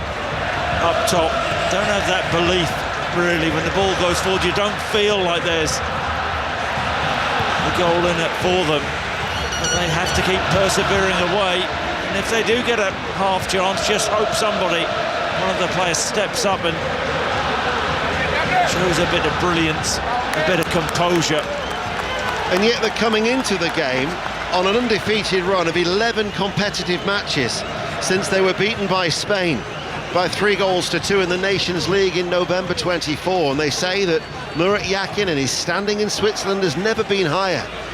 And yet they are struggling to carve out opportunities here against Argentina with nearly an hour played. 5 Live on BBC Sounds, live in Kansas City. This is Akanji. Rodriguez provides the width, far side the left, one touch, delivers the cross, high in the air, it's an inviting ball, and it's headed by Embolo, but it didn't have the power on it, and it was a simple catch as it dropped safely into the arms of Emi Martinez. With the Argentinian flag, I noticed that he's got dyed into the side of his head. Yep, acrobatics from Martinez. The cross just stood up from Rodriguez, and Embolo standing, jumped the ball above him. Really difficult to get the power with such a floated cross. Messi, who by his standards at this World Cup so far has been relatively quiet tonight. I'd say this is the quietest I have seen him. We know Guillaume's on Messi watch. I have nodded off. We'll be hearing from Guillaume Balaguer in about 8 minutes' time when we have the drinks break in this second half here in Kansas City. As Lionel Scaloni waves his arms down below, hoists up his navy blue tracksuit bottoms in that casual attire as the former West Ham United man 20 years ago when he was a Hammer is another step closer to emulating Vittorio Pozzo as a manager to win 2 World Cups after Italy in 34 and 38. Ball goes long. Zakaria tries to hold off the challenge of Alvarez. Tagliafico is still forward. He's bundled over by So from behind, and Argentina still leading by 1-0. Get a free kick 10 yards inside the Switzerland half. We're surrounded by Argentinian commentators. So there. Tagliafico gets his body in and he just bulldozes into the back of him, doesn't he? Tagliafico takes the hit, and Argentina just want to play this game at their own pace. Embolo picking the ball up and saying, can you take the free kick a bit quicker there? He's got to be careful he doesn't retreat. He's already been booked. If he doesn't go back the 10 yards, you'd think that would be another... I think the referee's having words with Messi, saying, come on, let's get on with the game, little Lionel. So Messi wanders across, and as he places the ball down, towering above him to a bending Lionel Messi, is João Pinheiro, who has a word in his ear, and now in fact he's going to leave it. May have been a weird word. It could have been a weird word. Talking of weird, Chris Sutton is with us tonight on BBC Radio 5 Live. Paredes leaves it, Messi hits it, headed out, Embolo picks it up midway through his own half, drives forward, Embolo's away from one challenge and pierces the back line of Argentina, and Doy is forced out wide left-hand side. 2 red shirts wait inside the area, and Doy towards the byline and cut back, and there was the block. And it goes behind for a corner kick to Argentina. 63 minutes, corner kick to Switzerland. Argentina lead 1-0. Yeah, brilliant block. I think think it was it Molina at the near post. It's a crucial bit of positioning from him, because Mbolo on the break there, superb. Ran through a couple of Argentinian challengers, fed Ndoye on the left-hand side. The cross stopped. Reader to take the corner kick. Far side the left. It's an outswinger. Headed out by McAllister, the goal scorer. Still a slender lead Argentina have. We're in the 64th minute on 5 Live. Live here in Kansas City. The city where Hallmark Cards was founded back in 1910. But at the minute, they haven't been able to make any mark whatsoever, have Switzerland, as the ball goes out wide towards Rodriguez on the left, and still the cross doesn't come in. Passing the ball back, Elvedi. Forward along the ground, laid off to Xhaka, with his back to the goal that Switzerland are attacking, and the one away towards our right. Not really going anywhere, passing the ball now. Xhaka will run forward, he'll offload it out towards the left-hand side, but this is comfortable for Argentina. Yeah, you're absolutely right. They're good technical players, the Swiss, but they need that creator, don't they? That pass, it's all side to side. Nice pace to the passing, but they're not going anywhere. Elvedi, a little layoff, looking to try and get on the end of it was Freuler, battling for it was Ndoye. Reader passes the ball out wide, they've dug it out towards the left. Cross comes in, great save. Parried away by Emi Martinez, the header from Ndoye. It was down into the ground and it reared up for him, and as he dived away towards his left, that's the first serious save that Emi Martinez has had to make. 65 minutes play. They did well on that left. Switzerland buoyed by that now. And the Swiss are just penning the Argentinian team in. Argentina cannot get up the pitch. As Rodriguez again, he's getting higher up on that left-hand side. Quick cross and Ndoye with the header. Xhaka from distance! Emi Martinez saved well. He responded very sharply low down to his left. And then Emi Martinez whips up the Argentinian crowd behind that goal away towards our right. And I'm sure you could hear how they responded as they lead by a goal to nil, the defending champions. Xhaka, left-footed. He must be all of 30 plus yards out, but he pings it, it fizzes off the surface. Martinez shouldn't be beaten from there. He gets down smartly enough to his left-hand side and then gathers the rebound. He's being tested out now, though. The Swiss have gone up a level. If you've been with us from the start at 2 in the morning on 5 Live, you'd have said earlier that it seemed that Argentina were happy for Switzerland to have the ball. There's a difference whether you're dropping back or whether you're being forced back. And in the last 60 seconds, Emi Martinez has made 2 saves in the space of a minute. And now at the minute, Argentina are being forced back by Switzerland. Well, Lisandro Martinez has gone into the back of Mbolo. He's chopped him down. He's, 22 yards out? What a position that would have been for the Swiss. We've got a referee who's soft as anything. This is Freuler. When I witnessed the scare that they had against Cape Verde in Miami, there is a period where Argentina will get desperate. And Switzerland, if they keep coming on strong, are going to ask questions. Rodriguez, they're around the back. There is Ndoye! They deserve that! Oh my word, they deserve that! And Ndoye slots the ball in, and Switzerland are level. The pressure has paid off.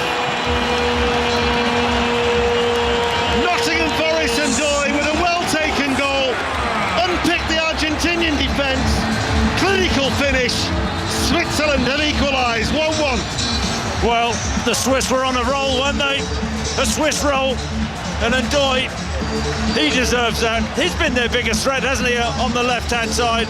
And he shows that bit of composure, which had been missing from Murat Yakin's team. Brilliant play. Ball popped out on the left-hand side. He comes inside, little give and go. I think it's with Rodriguez, the left back, who slides a beautifully weighted pass in, takes the ball outside of the right foot, nearly on the point of the 6-yard line, and just feeds the ball. It goes actually between Emi Martinez's legs. He may be disappointed, but it's the pace and the accuracy which beats him. And the Swiss have deserved this. They're back in it. They have. And I think crucially as well, they've got the goal just before the drinks break, because the drinks break would have come at a perfect time for Argentina had they still been leading by a goal to nil. But when the drinks break, and we're now midway through the second half, Switzerland have got the equaliser, but they deserve it. I do wonder, and I think Mark Chapman actually said this to Alan Shearer, and I agree. I've actually been saying it to my own friends. I think England would prefer to face Argentina. I get that there's Messi, but I think Switzerland... That's a ridiculous challenge from Paredes on Embolo, and the Swiss players are surrounding Paredes over near the touchline. It's all kicking off, getting really feisty. Freuler now getting involved. There's a few hot heads out there. Paredes has had a word or two to say. He sees a yellow card.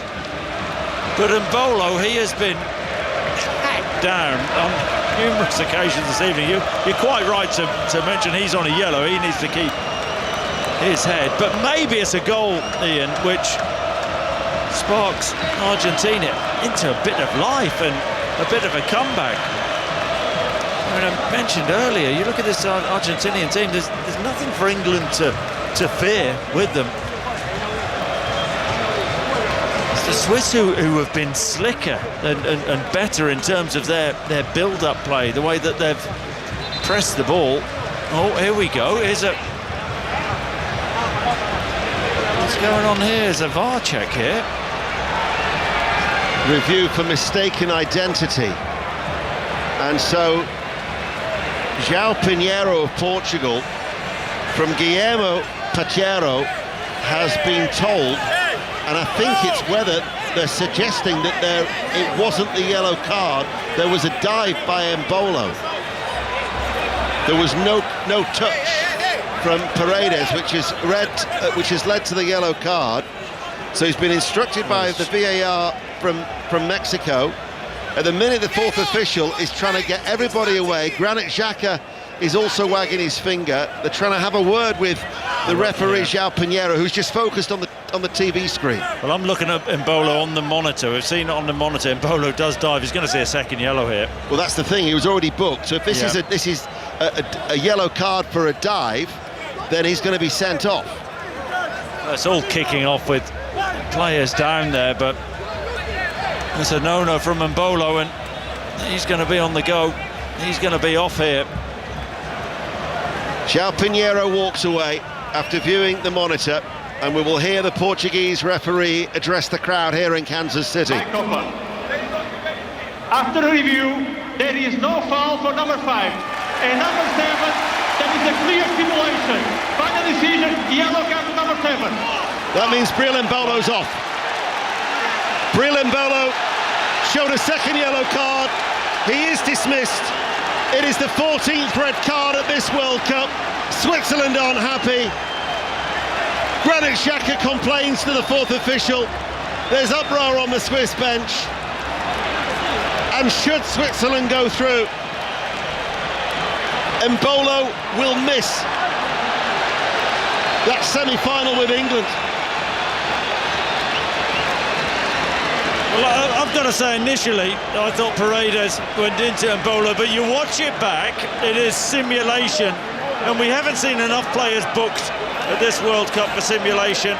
Paredes is in the vicinity, but Embolo, who's on a yellow, he should know better, the Swiss centre-forward. He actually runs into Paredes. I think Embolo's in tears with this, and this will be hugely controversial. He is in tears, but he's the one who initiates it, Ian. I've got to say, and the referee's gone to the monitor, like it or not, he's had a look, and I think they've come to the right conclusion. But what a game changer. Absolutely. I mean, there have been some questionable decisions with Argentina at this World Cup. However, with that one, I don't think you can question that. I think the right outcome has been reached. It's frankly, it's Swiss stupidity from Breel. Embolo, as I said, it's a no-no. Granit Xhaka involved now. And from a position where they get themselves level, they're in the ascendancy. And now it's going to be a Swiss rearguard action. Well, you're right, because all the momentum was with Switzerland at that point.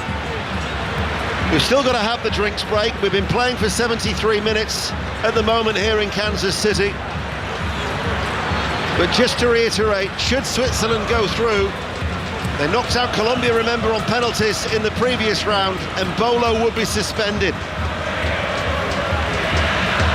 The man who was once the golden boy of Swiss football is now 29 years of age, but sent off. And Swiss now are just going to drop in and dig in deep. They're back four still, and got four in front, Xhaka and Freuler. Ball played forward, Tagliafico challenged. And the referee is notified that Tagliafico was in an offside position. Has he forgotten that we haven't had the drinks break? He might have done. Well, just there remembered. we are. There I mean, he how is. daft is that now? We've got 15 minutes. 15 minutes of normal time remaining.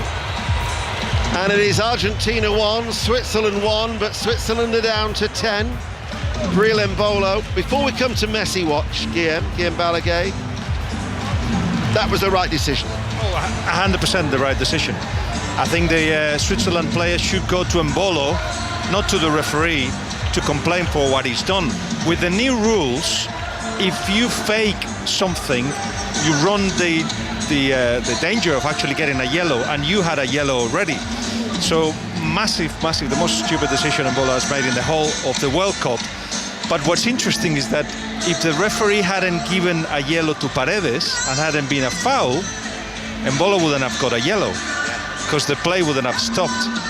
So everything has worked against Switzerland. So stop right now with the conspiracy theories, because it was a really good decision. And poor Messi now has been treated for a problem in his eye, in his right eye. Seems a little bit inflamed. Looks like he's got some ointment, doesn't it, on his eyelid? It's like he was beaten by something more than... I haven't seen any kind of contact with any player, but he has been so far a second half in which he's hardly got involved, because the whole of Argentina have decided that we're going to do the minimum necessary in their eyes to win this game, which included not keeping the ball for long periods, not passing it around a little bit, not making substitutions. There probably will be one. Nico Gonzalez was getting ready, but Messi has hardly had any kind of involvement in it. And the first sprint he made, driving with the ball, was minute 50. It didn't go anywhere, but that's all his contribution in the second half. Would you agree what we said in commentary, that of the games you've seen with Argentina and Messi at this World Cup, this is the quietest you've seen him? Yes, but it's obviously it's not down to him, because he's not the guy driving the ball or getting the ball into the opposition half. Needs everybody else to get involved and to attack as a team and defend as a team. Probably the only succession of passes in which Argentina looked like Argentina was just before the break, playing against 10. And you saw him switched on, running a little bit more, maybe telling his teammates that is the time to actually put a gear up. I don't know about you, but every time I hear Opus and this song, I think of Maradona and that iconic when he was with the warm-up. Yes, with Napoli, with his laces undone, and that was because he had so many injuries that his foot was generally inflamed. So if he could, he would play with the laces undone, and yeah, just doing the most bizarre warming up, wasn't it? Thing is, though, they'll want this finished in the 90 now, won't they, Argentina? Yeah. I think everybody looks tired, mentally exhausted, and then if they could, they will win it now. Guillaume Balaguer, who is with us, and I'm sure he'll be with us as well on Tuesday in Dallas for the first of the two semi-finals. And he mentioned Nico Gonzalez warming up. In fact, he has come on the field of play and he has replaced Tagliafico. So that is an attacking change. The left back has gone off. Nico Gonzalez, the winger, has come on. So you'd expect him to really bomb on from that role in his at left back for Argentina. And that is the change that has been made with 12 minutes remaining of normal time, but you can add on an extra 3 at least for the drinks break. It looks like the Swiss have gone to a back three now. So Rodriguez will just tuck in on that left-hand side. Zakaria will be the right wing back. So left, and Doyle plays that central striker. He'll be the reference point, that someone to hit if they do want to go a little bit longer. So it's a fifth substitute appearance for Nico Gonzalez as the ball is clipped long by Akanji to Ndoye, who now is leading the attack in the absence of the dismissed Embolo. 1-1, BBC Radio 5 Live, 11 minutes of normal time remaining. Lisandro Martinez edges forward, he's on the halfway line. Remember, this is the right to play England in a World Cup semi-final in Atlanta on Wednesday. There's only 4 matches left at this World Cup after this one. Messi chips the ball over the top. Nico Gonzalez is after it, and then diving forwards is gathered in by Kobel, the goalkeeper. Yeah, just strong run from Nico Gonzalez. Really put the burners on there, didn't he? Good acceleration. Just got behind Zakaria and Elvedi, the right centre-half of Switzerland, and Kobel just nipped in front and got the ball. Once again, the full house signs are up. 69,045 here at Kansas City. Well, I do notice on that top tier on the far side there are a lot of empty red seats.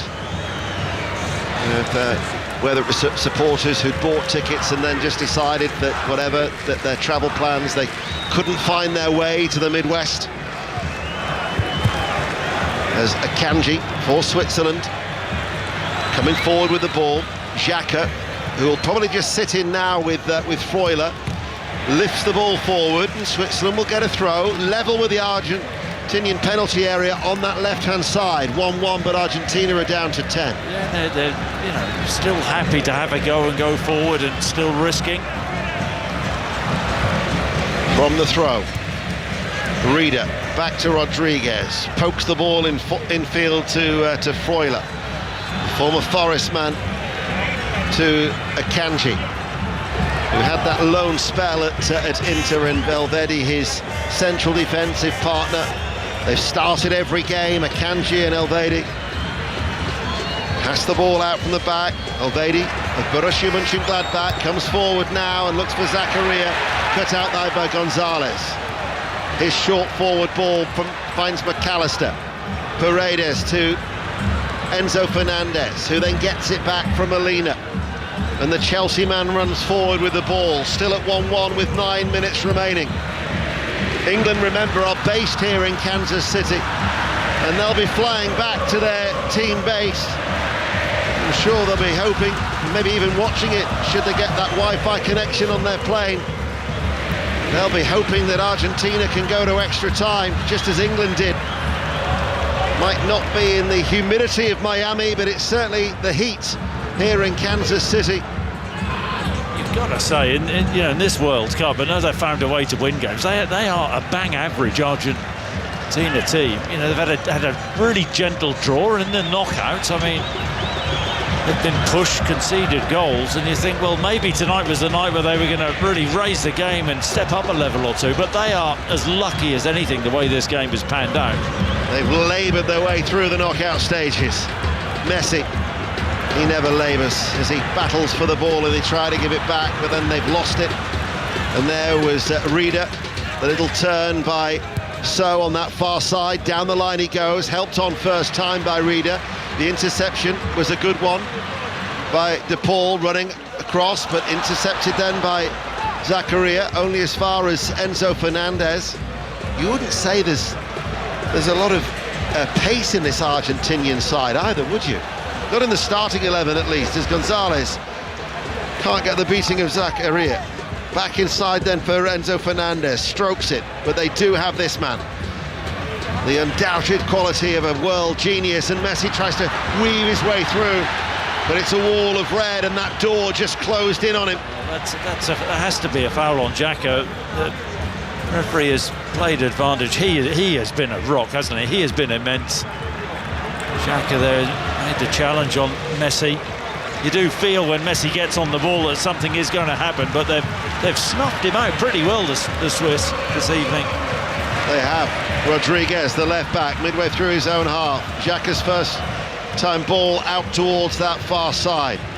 Xhaka again will hit it early, looking towards Ndoye, trying to put pressure on the shoulder of Romero, but Romero runs out towards the right and plays it forward, and then Argentina tied it up with a long back pass from Enzo Fernandez to his goalkeeper Emi Martinez. Passes the ball forward, and here is Paredes, runs forward with the ball over the halfway line. 6.5 minutes of normal time remaining. But Murat Yakin has to make substitutions. Reader in the middle of the park looks spent. His race is run. Need to get fresh legs on in that central area. Looks like a triple change is going to be made by Murat Yakin.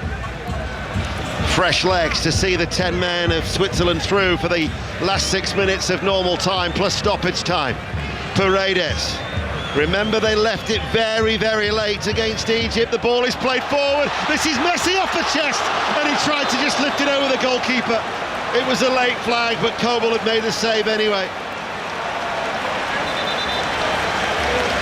Just peeled, didn't he, Messi, out of the eye line. I think there's Rodriguez. Oh, you know what? I think he's onside, I really do. Very late flag, but he took the ball on his chest. It's a brilliant save in the end. Kobel stands big. Messi tries to lift it over him. He thinks the keeper's going to commit. Kobel doesn't and makes a crucial save. And here come the subs. Montiel is going to be coming on. He's on a yellow card, incidentally. That'll be like for like. He's just going to replace Molina at right back. But the other change they've made as well, I think they made one just before that, but my eyes are also drawn to Muheim, Vidma and Amdouni coming on. It was Lautaro Martinez who replaced DePaul. That was the other change that Argentina have made. So the double change there for Argentina. Lautaro Martinez, he supplied the cross for Enzo Fernandez and that late winner against Egypt. As now, well, you called for the changes, Murat Yakin. And Ndoye, who got the equaliser, he's had a good game. He's going to come off. We're also going to see Reader, who's going to be coming off. So Muheim is on, and they are the changes that have been made there for Switzerland. It looks like fresh legs in those wing-back areas for the Swiss, and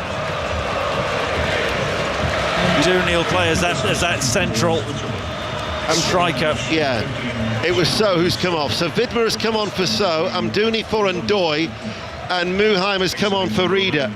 So effectively they've put two defenders on for the two midfielders, and they're just going to try and shore things up and take Argentina to extra time. Well, yeah, I mean, as we all know, you need energy, you need legs, you need drive to play in those wing-back roles, and that's what Murat Yakin will be hoping that he gets from Muheim.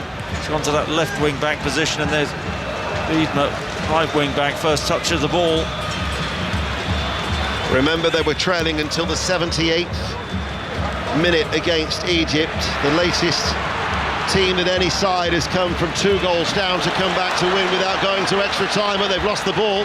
And Zakaria towards Amdouni, but easily read by Romero. Didn't even have to break stride to clear that ball.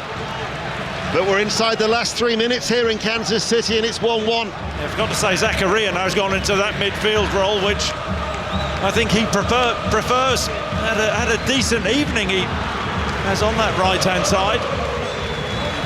So Muheim is in at right back. Zakaria moves into his more natural position. Has started the 3 previous games as the Argentinian fans whip up the volume here in Kansas City. McAllister. Lisandro Martinez joins the attack. And Messi's on the drift now, but he went out right there with Martinez playing as that central striker alongside Alvarez. So I think Messi he'll just play on feel now, won't he? Wherever he feels he can find the space. Here is Lisandro Martinez, midway through the Switzerland half. Argentina are playing from right to left in their white and sky blue striped shirts. 5 Live and BBC Sounds, 1-1. McAllister infield, Paredes, short diagonal ball, Enzo Fernandez. Alvarez is also in the vicinity. Paredes infield to Enzo Fernandez. Montiel provides the width on the right. Every outfield player is in the Switzerland half, but the 9 outfield players of Switzerland, everybody back behind the ball. Lisandro Martinez scoops it forward, headed away by Widmer. Knocked up into the air, brought down under control by Paredes outside the centre circle. Messi standing still, shuffles the ball to his right. Enzo Fernandez with a cross. It was a dangerous ball in. It's kept alive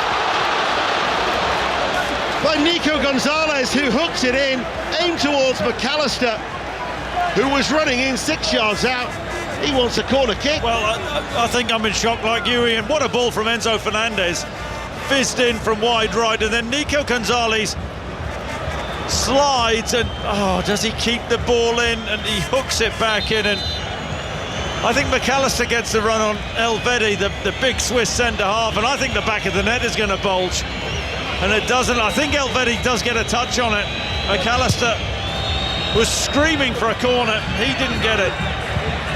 It's 10-4 in the UK. And we've got late drama in every sense here on BBC Radio 5 Live and the BBC Sounds app. The defending champions, 8 of their last 15 knockout ties have gone to extra time.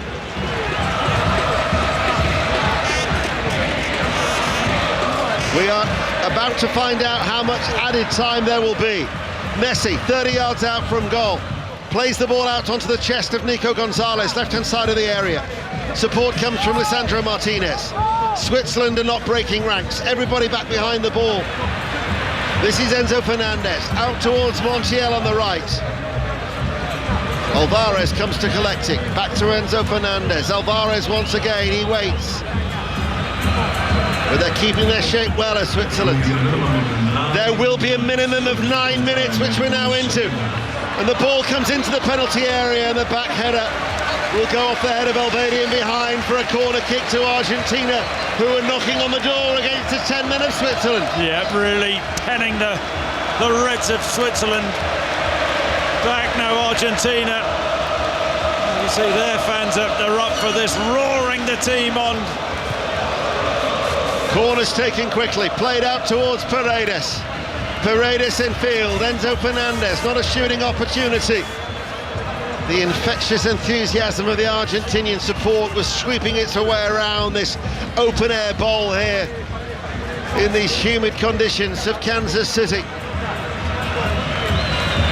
Local time, 8 minutes to 10. This is Paredes, 30 yards out from goal. The referee just to his right. It's a red wall in front of them. Messi checks inside. Messi with a shot! Just wide. You couldn't say it would have taken the roof off because it doesn't have a roof. But there would have been an explosion of noise had Messi just created that moment of magic with that low, curling, right-footed effort. Yeah, Kobel, the Swiss goalkeeper, wasn't saving that. It was a back seven from the Swiss. A wall of red, and Messi comes deep, gets the ball, shapes to shoot with his left foot, chops inside Granit Xhaka, and then bends a shot right-footed, a yard wide of Kobel's left-hand post. He wasn't stopping that. Such a great shot, hasn't he, Messi? He drags the ball on the inside. I thought the script was set for the little man, as the Argentinian fans once again try to coax them a little closer to that goal, as Gonzalez does well on the left, but then he hits it on the run, left-footed, and it goes wide of the side netting on this near side and into the goal kick, and it remains Argentina 1, Switzerland 1. Yeah, nifty Nico on the left-hand side. Great feet, but then a wild cross. And the Swiss are hanging on in there. No, defending deep, but it's wave after wave of attack from Argentina. Can they hold out the Swiss? Well, it was definitely a game changer when Embolo was sent off after 72 minutes.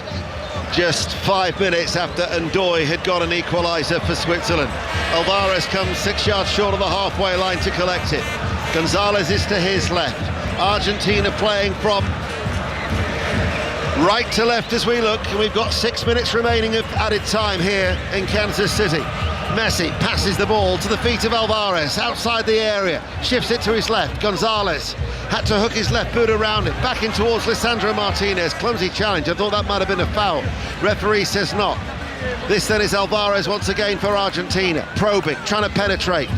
Lisandro Martinez, 25 yards out from goal. Paredes passes the ball forward. Messi lurking, loitering outside the area, can't get a sight of goal, will try and weave his way through, couldn't slip it into the path of McAllister. Argentina get a throw.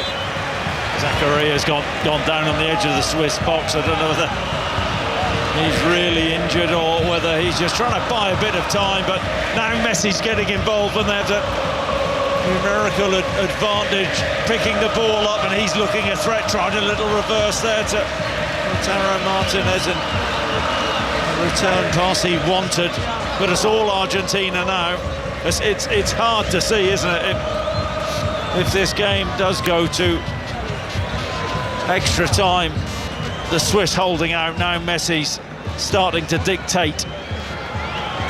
Well, Eric Comer is going to be coming on. It's going to be his first appearance at this World Cup, and he is replacing Ricardo Rodriguez, the veteran defender. They both have something in common. They are both free agents after Comer, the 28-year-old defender, left Valencia after 4 years. He has been linked with a move to Lazio, but it's his 23rd appearance, so he will just go in on that left-hand side of defence, but almost as another centre-back. They're going to play with 3 at the back, I think, as the ball goes into the penalty area, drops over. Playing 5 at the back now because, like you'd said, you've got Muheim and Widmer as now as the fullbacks. Yeah, they've done that for a while now, just trying to hang on in there, try and take Argentina to penalties. But they're really tiring now. There's a better pace to Argentina's passing.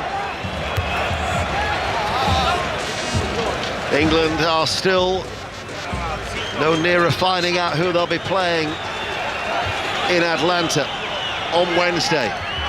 Both the semi-finals we will have for you on BBC Radio 5 Live. Spain, France in Dallas on Tuesday. England against the winners of this in Atlanta on Wednesday.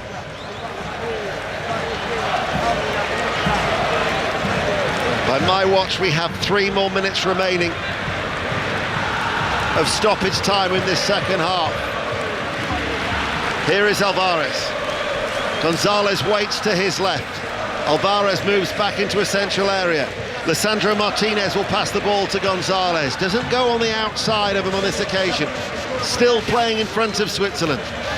They work the ball into a central area, but they're 30 yards from goal. This is Messi picking it up now. 30 yards out. Looks for the return from McAllister. Gets it. Switzerland, though, still stand firm. Alvarez now enters the area. Right, left corner of the box. Forces his way out of the penalty area.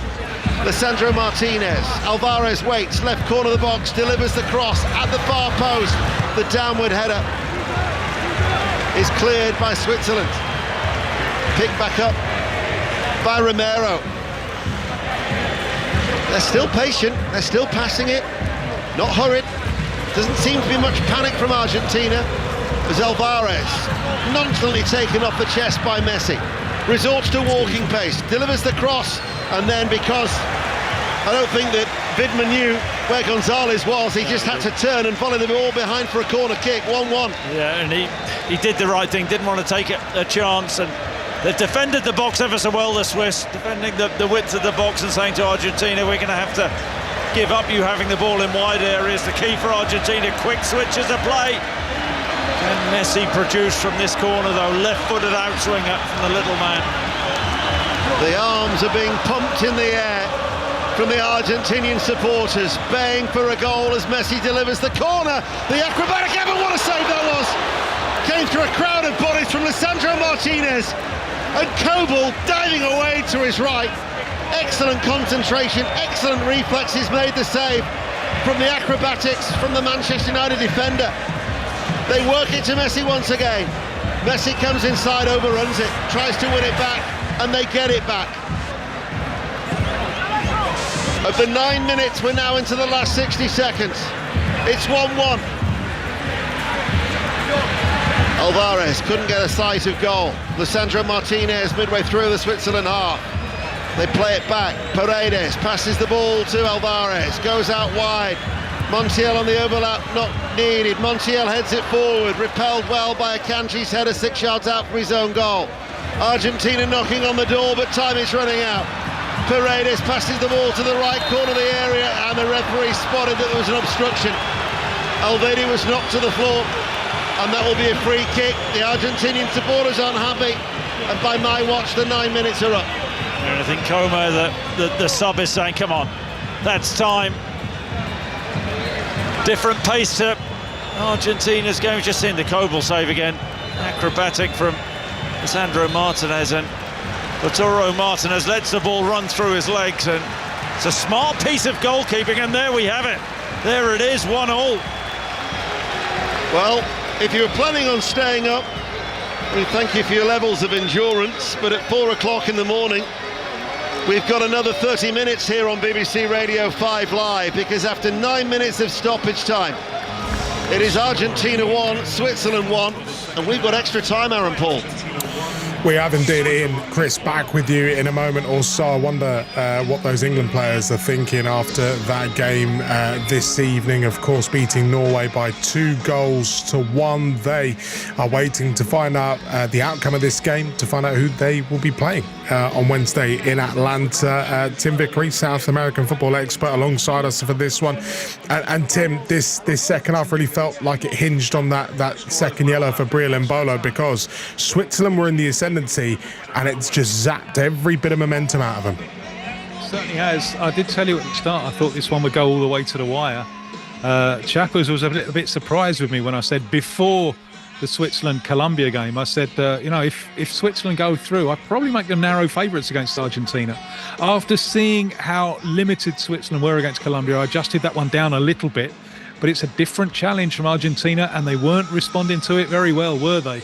And it looks as if that red card has got him out of jail, because now they're beginning to find some rhythm. Messi is beginning to lead the dance, and you just think they're gonna try and like slowly skew Switzerland for another half hour and keep passing and then find the space for the shots. The momentum of the game has totally changed, but if it wasn't for that ludicrous dive from Embolo, I think we could already be talking about new world champions. Well, on Messi watch, of course, is Guillaume Balaguer in the stadium in Kansas City for us as nightfall descends upon that ground, and the game hinged at 1-1. Of course, Switzerland down to 10. What have you made of this second half for both Argentina and Lionel Messi? Because it feels like the last 10, 15 minutes or so, he really has come into life. Yes, and interestingly enough, while the Argentinian players were in a circle listening to Scaloni, there was only one player bent down with his hands on his knees, and that's Messi. I think he's given absolutely everything. He's got to find, rub the lamp again in the next half an hour, see if he can find something else. The tempo was slow, but this is partly why. Because Messi needs to last. Can they play another way? Of course they can. Will they do it? No, because that's how they won the competitions, and that's how they got here as well. But they just need, as a team, to be more committed to advance together, and once they to have more movement, more passes, and that's what happened, of course, when they were playing against 10. Messi was more involved, there was more touches of the ball, more crosses, and indicating, I suppose, to his team that it was the time to win it. But now, let's see what he can find in the next half an hour. Tim, who will Lionel Scaloni be looking to on his bench, maybe just to unlock that Switzerland door, because the wall is standing firm right now? Yeah, he's gone with his two leading attacking substitutions, Gonzalez the winger and Lautaro Martinez the centre forward. Nico Paz, perhaps. Argentina haven't got a lot out of this wonder kid yet. He looks like the man for the post-Messi era, but maybe with time and space, it could be Nico Paz, could be Valentin Barco. who's a little bit of a joker in the pack. There are a few options in the bench, but what he's got out there at the moment is very much his 18. Tim Gem, thank you. So another 30 minutes to come. Who will join England in Atlanta on Wednesday night? Let's find out in the company of Chris Sutton and senior football reporter Ian Dennis. Thank you, Aaron. Argentina have made a change. Enzo Fernandez has gone off and Thiago Almada has come on. He had the 3 starts against Algeria, Austria and Cape Verde. He managed 30 minutes as a substitute against Jordan. So he has come on. So that will be, I would imagine, would play on the left-hand... Well, would he play on the left-hand side or the right-hand side of attacks? I'm thinking Nico Gonzalez as well. So he'll play on the left and Gonzalez is the left-back, wouldn't he? He'll go on the left, yeah. He'll play narrow in off the left. Almada. Yeah, this is going to be fascinating, isn't it? This extra time. The question is can the Swiss hold on? You think it's going to be wave after wave now with Argentinian attacks, but they've been strong and sturdy. The Swiss all tournament defensively. Are they going to be worked here? Well, in the early hours of Sunday morning in the UK, we enter 30 minutes of extra time here in Kansas City. Argentina, the defending champions, won. Switzerland won. Switzerland are down to 10 after the sending off of Embolo with 18 minutes remaining. After Switzerland had just 5 minutes earlier equalised. I'll run through the 2 teams for you when I get an opportunity, as Argentina in their white and sky blue striped shirts are playing from left to right as we look. You remember in extra time against Cape Verde they scored very early on, and they're pressing here with McAllister. Lautaro Martinez has a shot. This is an opportunity too, takes a deflection off Almada. I know Nico Gonzalez it was, and it goes behind for a corner kick, and they all must have did the same again. I've got a feeling this is going to be the next 30 minutes, block after block. It's Vidma, the right wing back, who gets a superb block when Nico Gonzalez hit that flush with his left foot. I think that was heading into the far corner. They scored with a corner on this right-hand side, but it's not delivered on this occasion into the box. Almada has the effort. That was blocked, comes out towards Messi. Messi finds Almada, looks for a shooting opportunity outside on the area, leaves it. This is Paredes, passes the ball out wide, left-hand side. Alvarez with a shot that was off target. So Emi Martinez in goal. Montiel, Romero, Lisandro Martinez and Gonzalez is playing as the left back. They've got Paredes and McAllister, and then they've got Lautaro Martinez, Alvarez, Almada and Lionel Messi. With no Breel Embolo after his sending off, Kobel is in goal.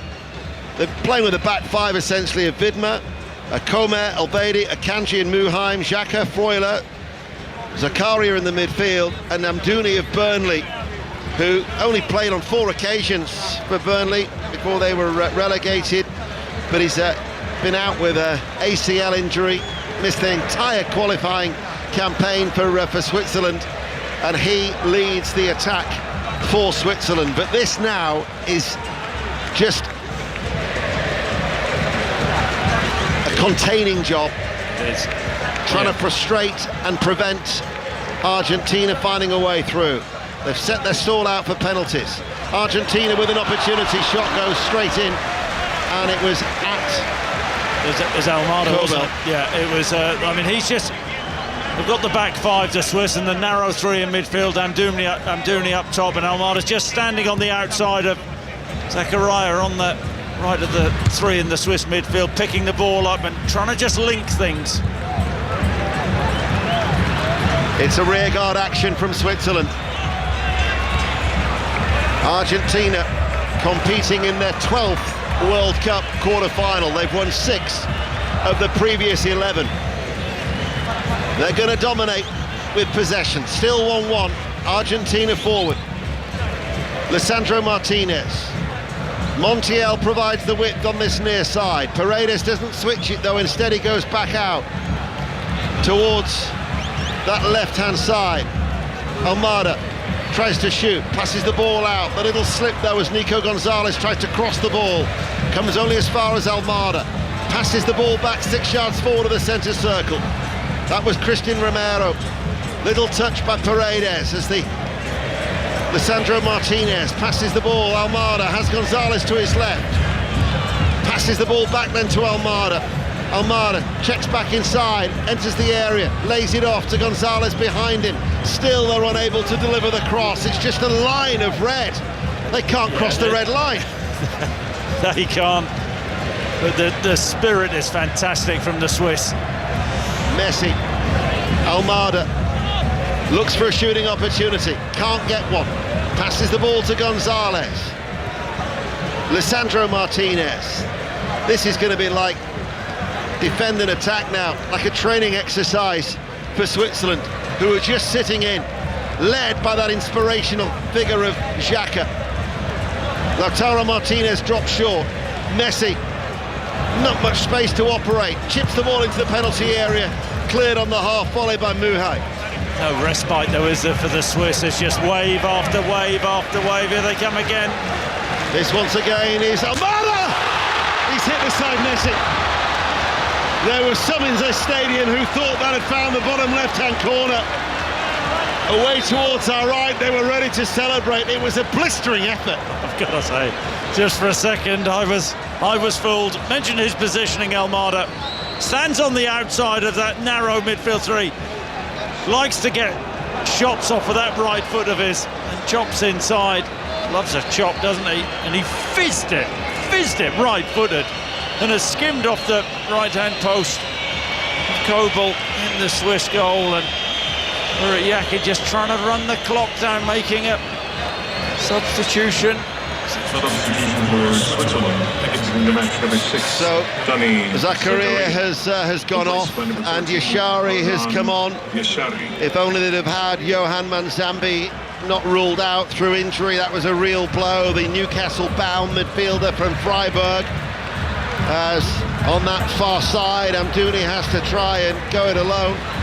Cleared away by Nico Gonzalez on the far side. Zakaria has done well, whether at right back or in the midfield, but eventually there's some tired legs out there for Switzerland. Almada receiving a yellow there. A little pull back, and what this does, interesting to see with Elvedi and Kanji go forward. Yes, they do. They're 10-15 yards inside the Argentina half and trying to create something from a set play. The big centre halves have gone forward. Xhaka deliver. 1-1, 5 Live, the BBC Sounds app. We're live in Kansas City and we're in extra time, midway through the first period of extra time. Xhaka to take a free kick, Switzerland all in red in this open bowl-like stadium. They're playing from right to left. Switzerland currently have two players in an offside position as it comes in long. Akanji's up from the back, Elvedi's also there, but the Portuguese referee gives a free kick to Argentina. João Pinheiro as McAllister to Messi. Messi just chokes his way forward over the halfway line. Lautaro Martinez makes the run ahead of him to the right-hand side of the area. And that was marshalled very safely by Manuel Akanji. They would have played with each other at San Siro into this season. But Lautaro Martinez is shown a yellow card for that late foul on his clubmate from last season on loan from Manchester City, and the third Argentinian player to be booked. Yeah, Akanji just ushers the ball out of play behind, and Martinez is just a bit keen there, goes to ground and trying to scoop and keep the ball in. Switzerland, who've only won 1 of 10 World Cup games against South American sides, actually winning the game, not penalties, drawing 3 and losing 6, because they did beat Colombia, of course, after it finished goalless in the previous round. That, for that particular stat, is classed as a draw. It was Ecuador in the group stages in 2014, but that experience of penalties and in fact, all 4 penalty shootouts have favoured the side who's gone second at this World Cup. Paraguay, Morocco, Egypt and Switzerland. The Switzerland are attacking. And a shot comes in from Xhaka. It was curling, it was hit left-footed from distance, curls over the top. 9 minutes played in the first period of extra time, 1-1. There's so much to admire about this Swiss team, the way that still throw bodies forward there. Seeing Xhaka got a hell of a left peg on him, hasn't he? Trying to find that far top corner. Good little set from Jashari. And now as soon as they give the ball away, they're back, that back five, three in the midfield. One up top, just defending the box narrow. They're tight, they're compact, and they're restricting Argentina to few opportunities. As Messi curls over a cross claimed by the goalkeeper Kobel. But England know all about this, because England's last meeting with them was in Dusseldorf at the Euros in that quarter-final in Germany. After a 1-1 draw, England on that occasion won in the penalty shootout by 5-3, so they'll have done their homework on Switzerland. Yeah, I've got to say, just based on what I've seen tonight, I'm with Tim Vickery here. I think that, you know, if you're Thomas Tuchel and you're England, you're thinking, oh, come on, Argentina, go through. They look easier to play against than this Swiss team. Well, we actually said that earlier ourselves, didn't we? We didn't need... Yeah, but let's give Tim Vickery a bit of credit as well. I wasn't. I think he said it before you and you just copied him. Here is McAllister. Lisandro Martinez is forced out wide on the left-hand side. Stands on the ball to keep it in play as he continues to run in towards the advertising hoardings. 4 minutes to go to half-time. Still, there is no sign of this Switzerland side breaking. 1-1. This is what they do. He favours a pragmatic approach, does Murat Yakin. He probably favours defence over attack as Messi tries to come forward, passes the ball square. Almada, left-hand side of the penalty area, cuts back inside. Lisandro Martinez dispossessed by Amdouni, but it runs away off his legs. Still the red shirts don't break, it goes out of play for a throw. Yeah, Freuler in that midfield for Switzerland. He's been outstanding alongside Xhaka, hasn't he? Just brilliantly to send Almada out wide.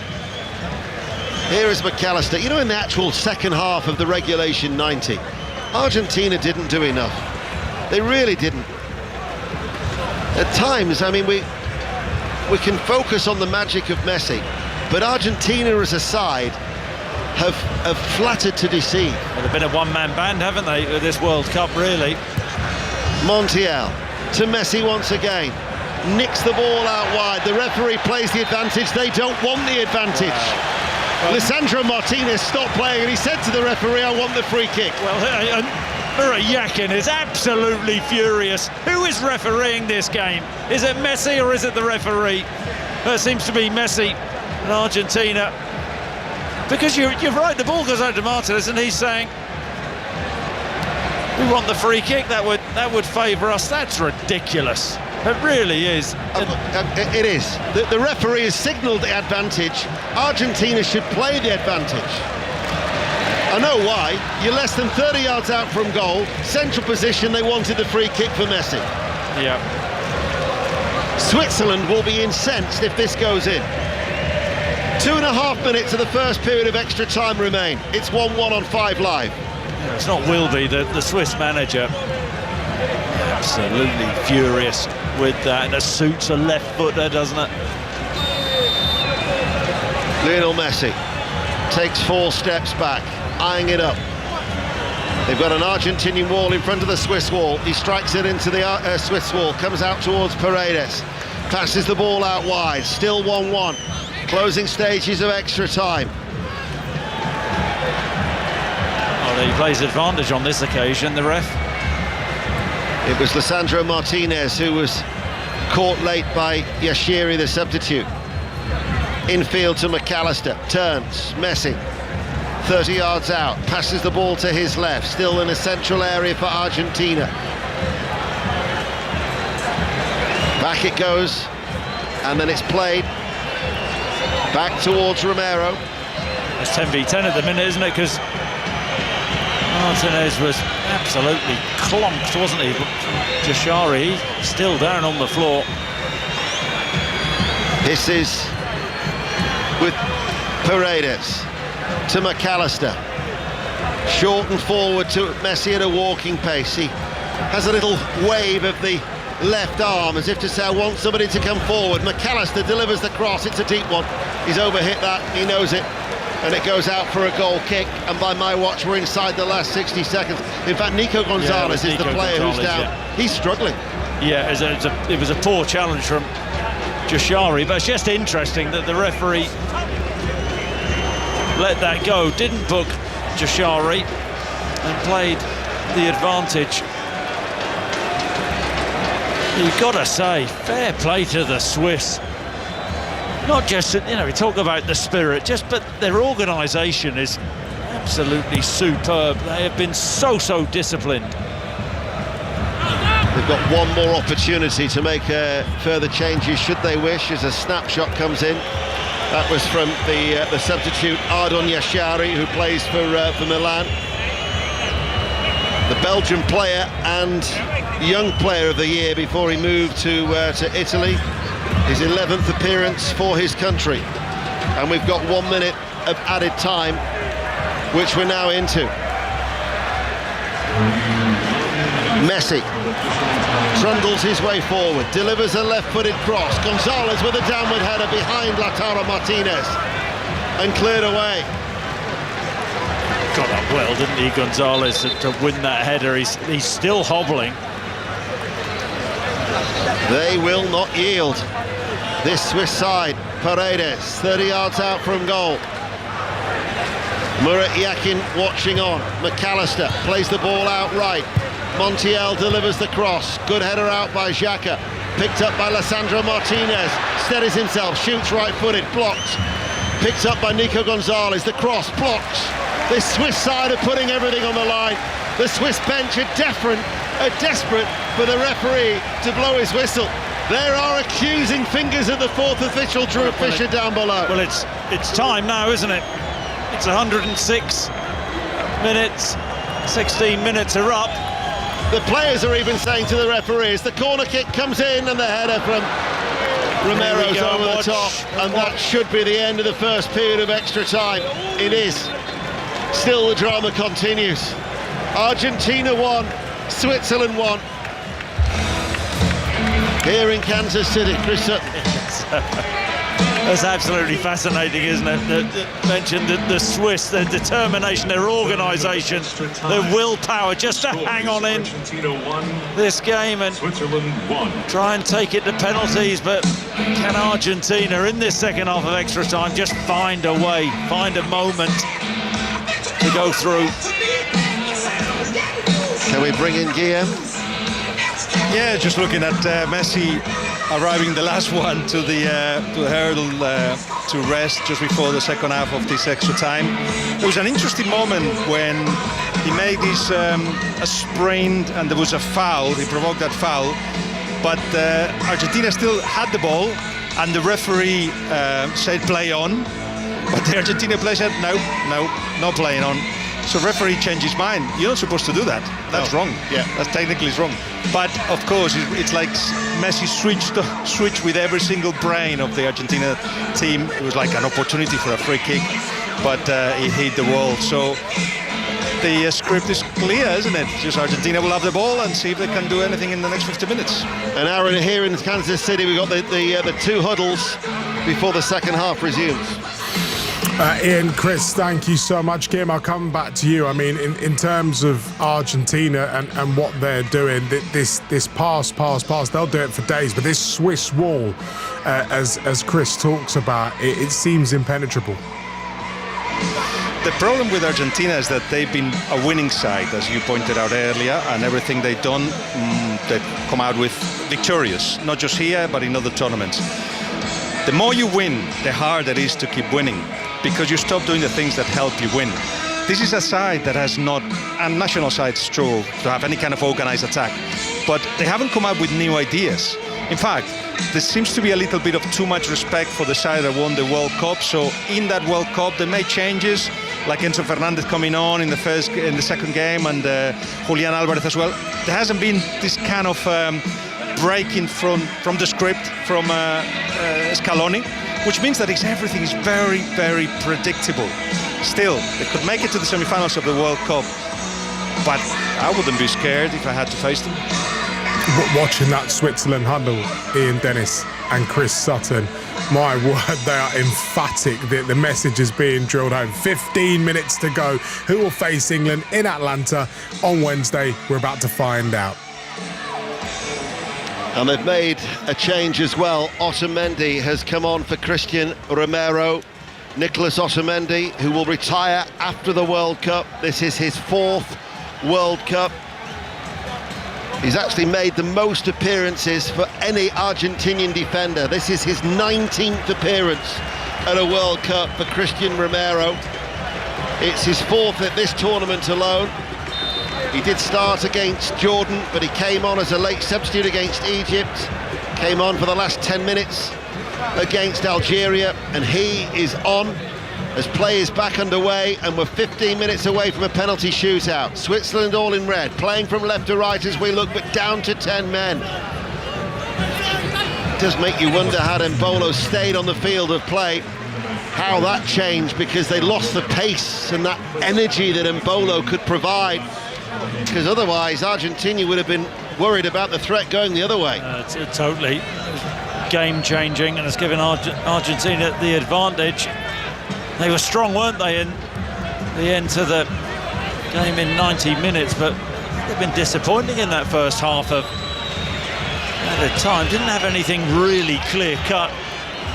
Armada from the left-hand side had a shot which skimmed off the post, but it was, 20 yards out. The Swiss have defended their box absolutely superbly, but they're still brave here, happy to squeeze Argentina in and press them high.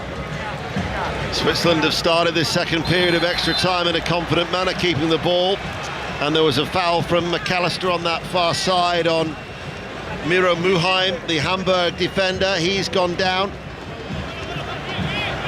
Only made his international debut at the age of 26, and this gives Switzerland an opportunity to toss the ball in long with a free kick, far side the left.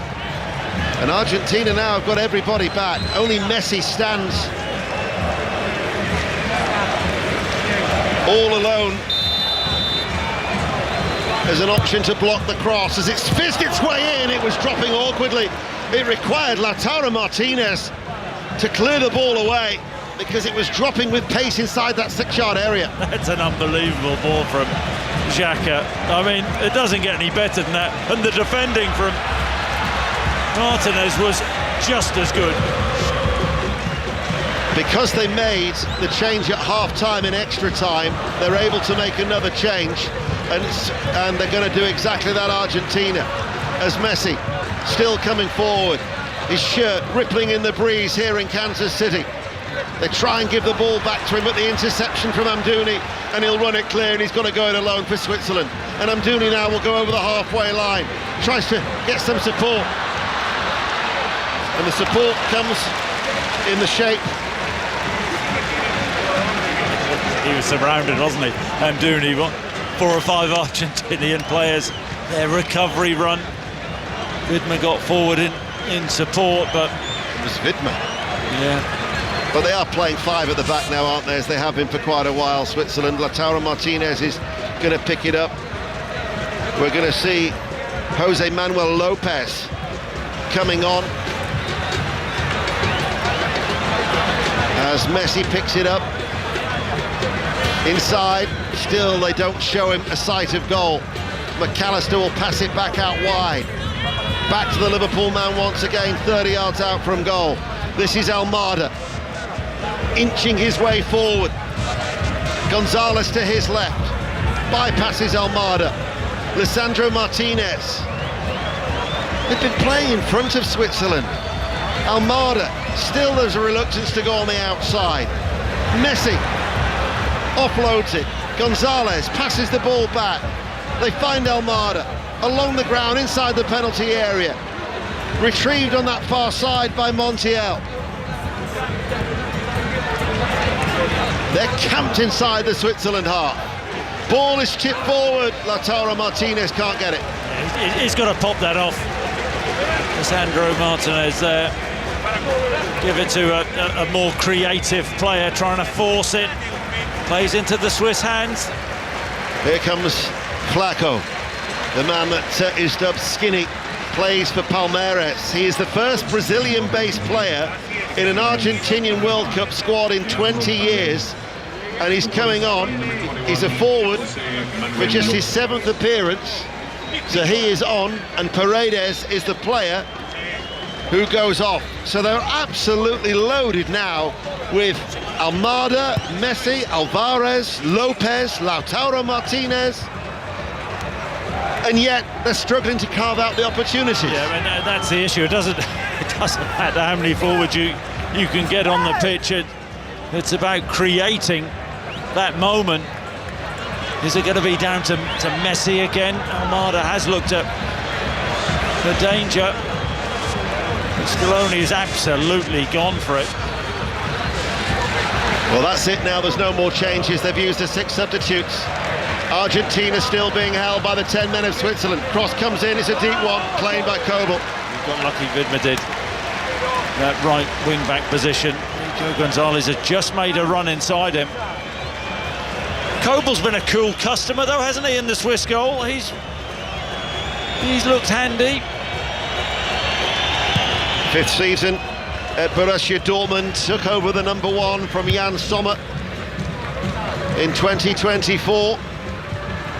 But of course, Emi Martinez at the other end, and that proud record that he has when it comes to penalties, well, it's going to be put to the test unless something dramatic happens in the next 9 minutes of extra time here on BBC Radio 5 Live.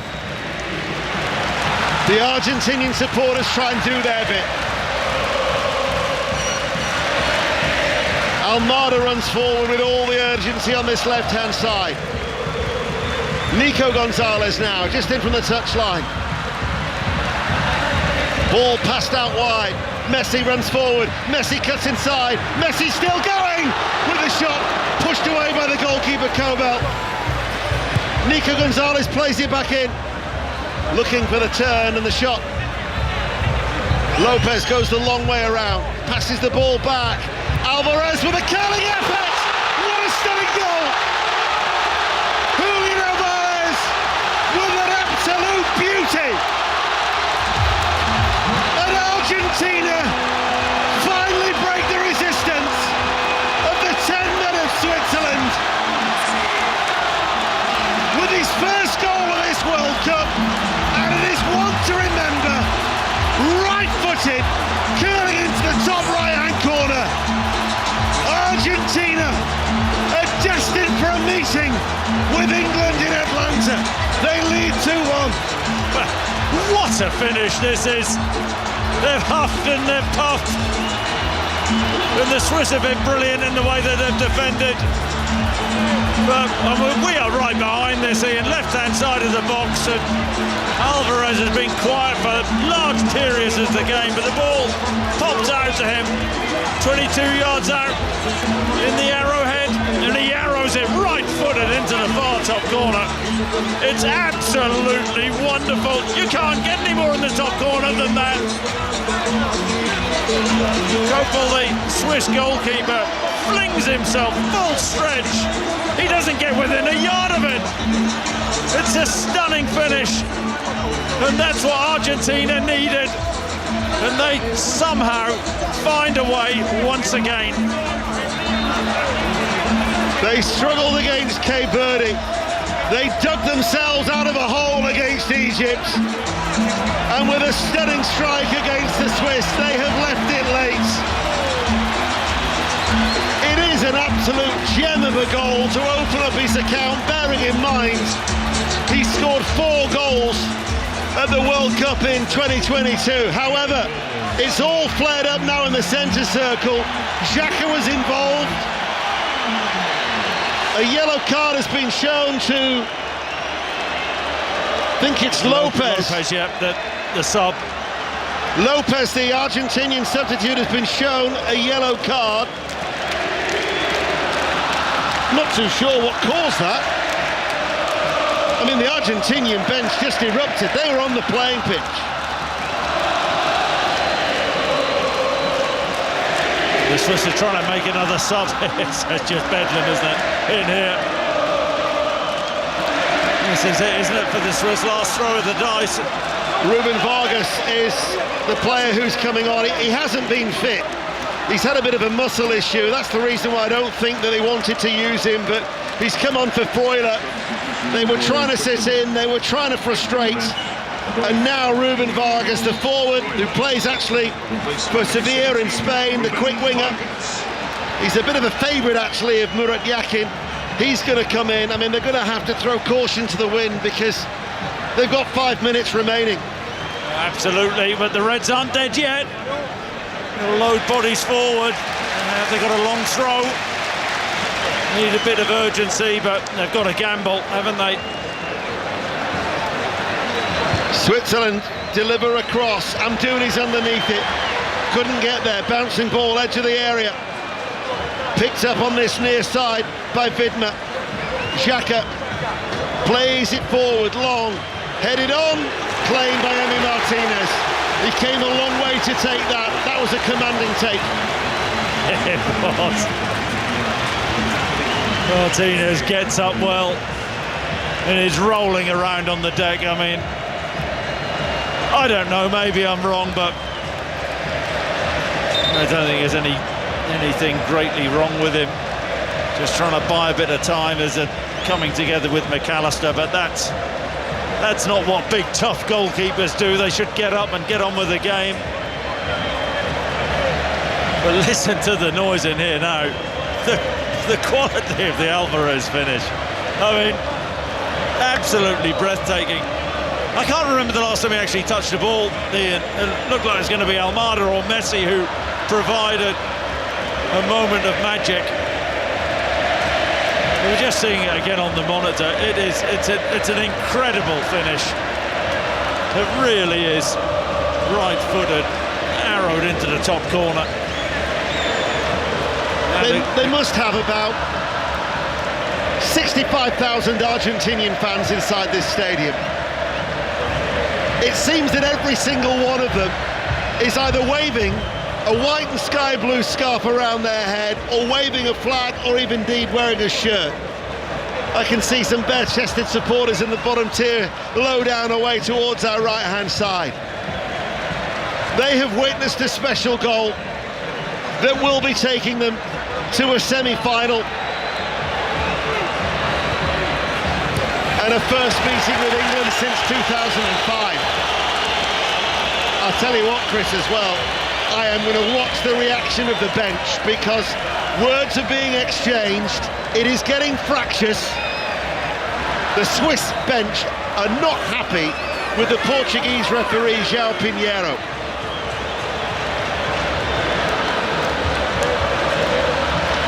We have 2 minutes remaining, 2.5 to be precise, of extra time. The ball goes long towards Lopez. The 10 men of Switzerland trailing have got to try and salvage something here in the closing stages. Yashari runs forward. He was impeded. He was fouled, and then McAllister kicks the ball long. Well, yeah, there should be a booking there for McAllister, but I mean, there's amateur hour from Lopez, who just pulls the Swiss player down. And here's Xhaka, where he saw his delivery earlier from this sort of range, and he was right on point. Can the Swiss do the unthinkable? Well, Cape Verde twice came from behind. Egypt were 2-0 ahead as the free kick is played in low, takes a deflection, cleared by Alvarez, the potential match winner. He's struggling to run. I'm not too sure whether he's got a tight hamstring or whether it's cramp, but he certainly didn't want to break ranks. It's cramp as Kobel plays it downfield. Lisandro Martinez tries to get there. Gonzalez, who bites it off his chest, poked away by McAllister. Now the break is on, and Messi running forward. Messi enters the area. Messi has the shot. He's looking to continue his record-breaking run of scoring for what would be a 10th successive game at a World Cup. He wins the corner, and the adulation as his name reverberates around the stadium here in Kansas City. Messi, Messi. They lead 2-1 Argentina. They've got a corner and 60 seconds remain, and the corner's taken short. They're right where they want to be, although Messi can't get himself back onside. Well, this is it for the Swiss, isn't it? They've got to find a way of getting the ball into the Argentina box. Clock running down. 2 balls on the pitch.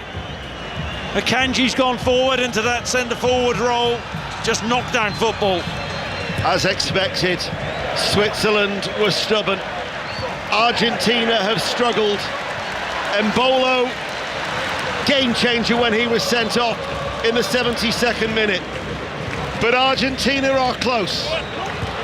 4 minutes of added time in the second period of extra time on 5 Live. Kobel, the goalkeeper, goes long. Towering header out by Otamendi. Cross swinging from the left-hand side. Vidna tries to get it. Couldn't get there. Nico Gonzalez will clear it downfield. Still Switzerland. Do they have the energy? Do they have the resolve? As Xhaka tries to get past Alvarez. Alvarez has done well. Break is on for Argentina. Lautaro Martinez touches the ball. This is Almada. Messi is available if he can find him. Almada tries to go it alone. The rebound from Lautaro Martinez. There's no way back now. Lautaro Martinez with the winning goal at Argentina. 3-1 against Switzerland. The players drop to their knees. The defending champions have cleared another hurdle. They will meet England in Atlanta. I've got to say, the scoreline is extremely harsh on Switzerland, who once again fail at the quarter-final hurdle.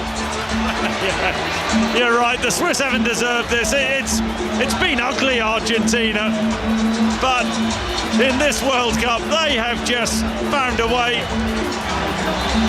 They just keep going and going. I mean, it gets so lucky.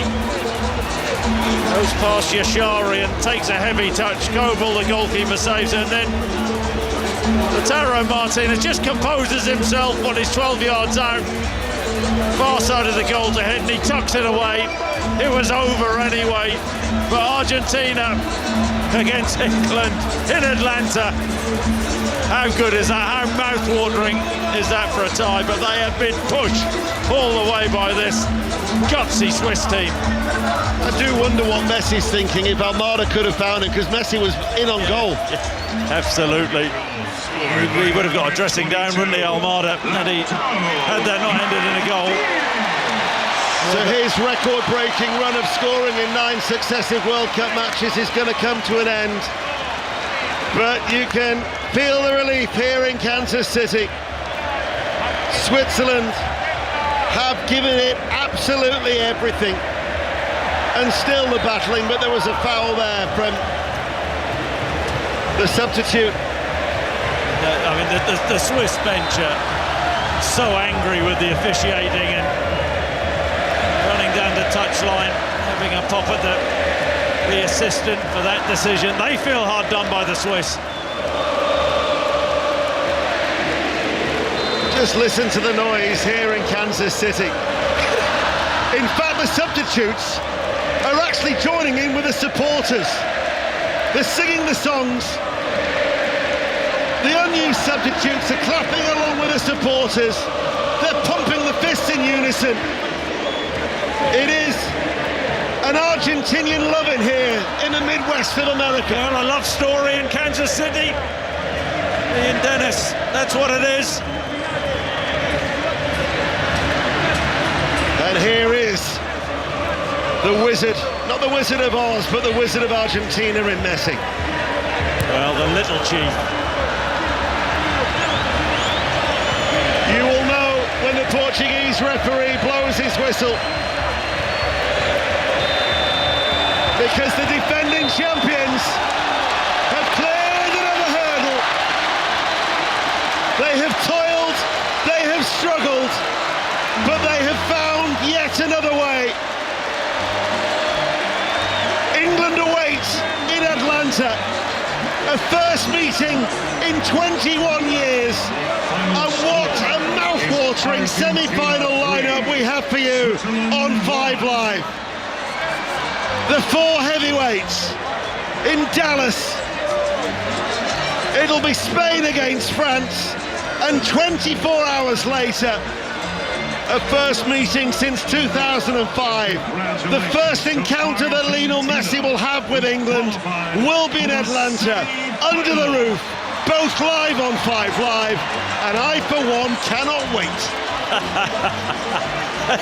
And neither can I. And do you know what? I think that Thomas Tuchel and the England players, they'll be relishing the prospect of playing this Argentina team in its current guise, its current form, because this ain't a great Argentina team, but they do have a habit of finding a way.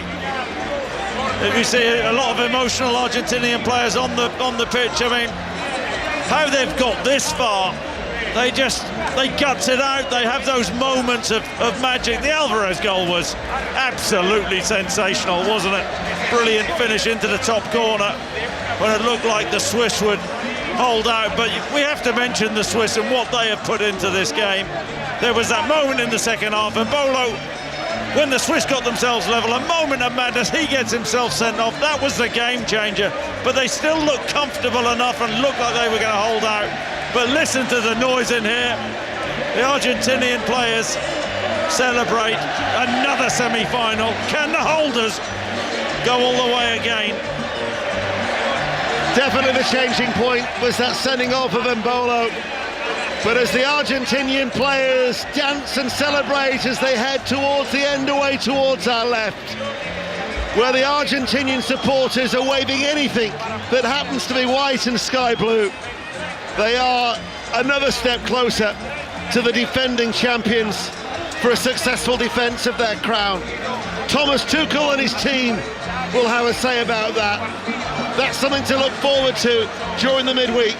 We've had some drama here in Kansas City, but after extra time, it's finished Argentina 3, Switzerland 1. An absolute thriller brought to you here on 5 Live by Ian Dennis and Chris Sutton. And so 40 years on from Maradona's magic, the hand of God, the goal of the century, the world champions driven forward by the mercurial Lionel Messi will meet England at a World Cup once again. I mean, Guillaume Balaguer has been alongside us in stadium for the entirety of this game. And Guillaume, I mean, I don't know, just these pictures are incredible. What we're getting are obviously limited. I mean, on one hand, you see the Argentina players consoling the Swiss side, who were incredible throughout, very, very brave, stoic in their defensive efforts.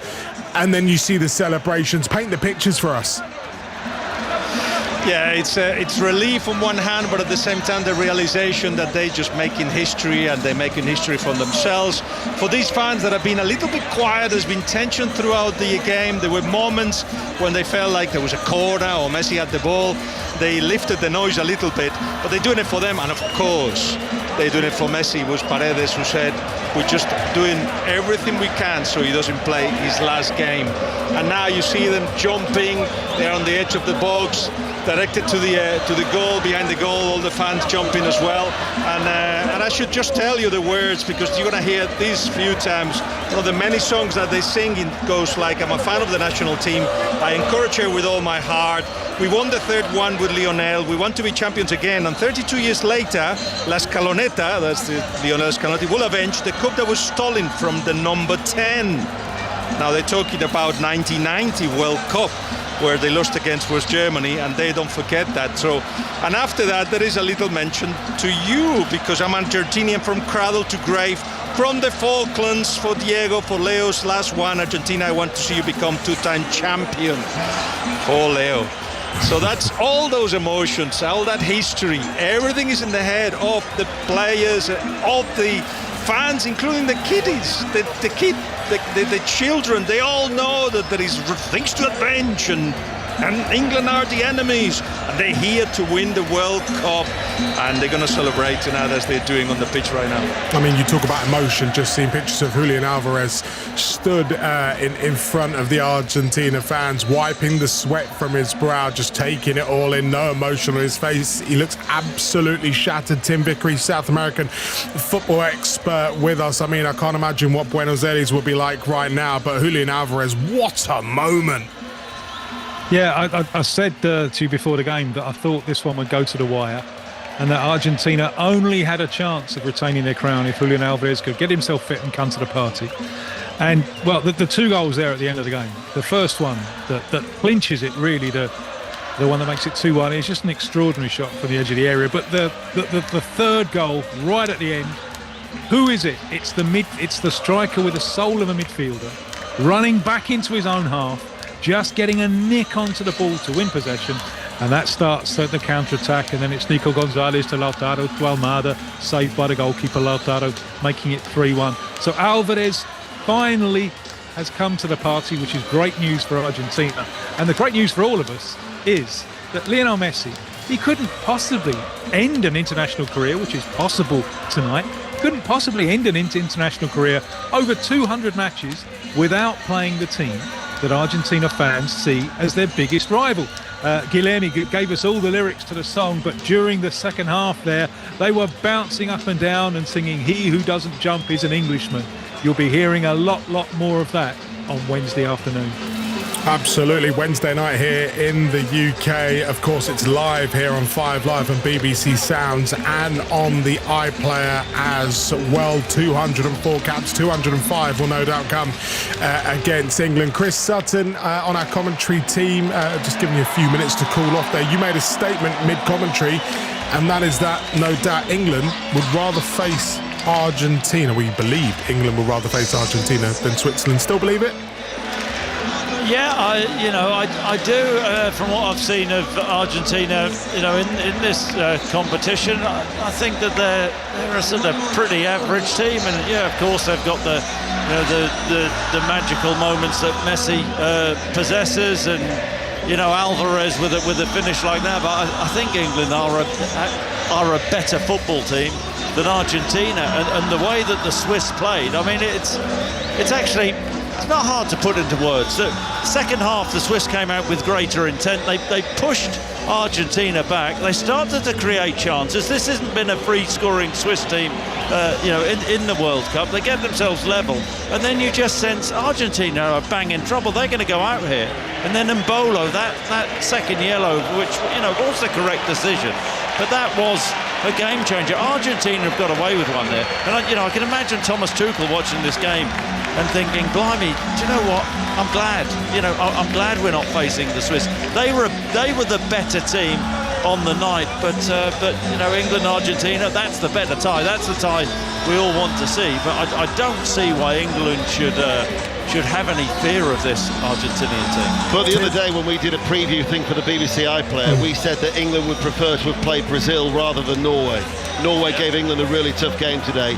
So again, I think Switzerland, like you, would have given a much trickier tie for England than Argentina. And that might sound absurd to someone you've got Lionel Messi, but we're looking at it overall. Tim, thoughts? Yeah, I would probably go along with that. Remember, this is the first half-decent European side that Argentina have come up against since playing France in the World Cup final in Qatar. And boy, did they struggle. And if it wasn't for the absolutely ridiculous sending off of the Swiss centre-forward, and if the Swiss are moaning about the officials, they're looking at the wrong place. The Swiss should be looking at their own centre-forward, because he threw the game away for them tonight. But you look at the Argentina side, let's respect them. Let's remember they've won 3 on a row, just like the great Spanish side. There's a World Cup and 2 Copa Americas either side, including beating Brazil in a Copa America, which had never been done before in the final. So this team know how to get things done. They know how to win games, but against a decent European side, they do look eminently beatable, don't they? And the ball, I think, is in England's court to beat them. Jim? Yeah, we just had Daniel Arcucci, who is the official biographer of Maradona, who was sitting next to us, and came over and said, "How do you explain that?" And I didn't have much time because I needed to listen to Tim. But I said, "You don't need to play; you just need that moment."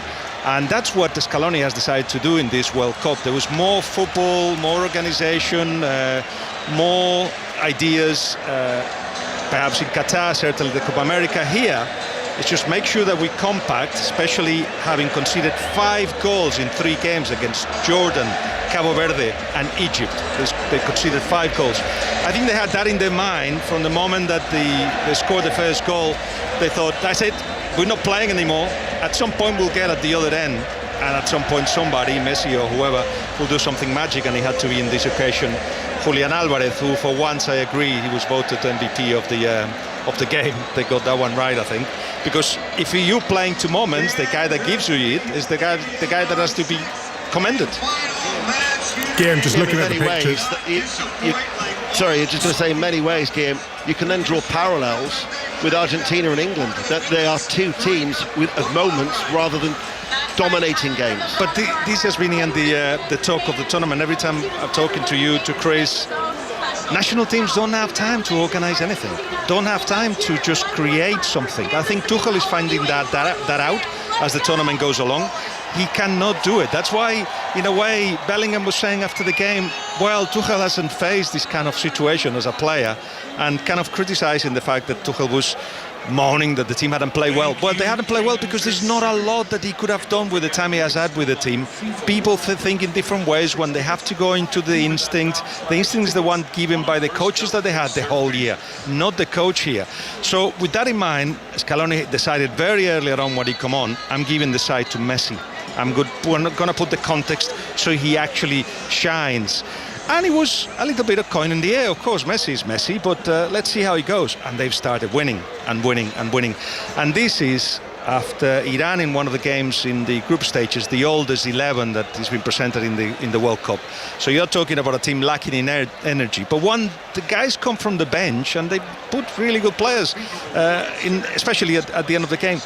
They just cannot put another gear because they don't have it. And yet, as Tim says, it is very clearly a winning side, and he may convince Argentinians this is enough, but he may confuse the English and thinking, this is all right, we can deal with this.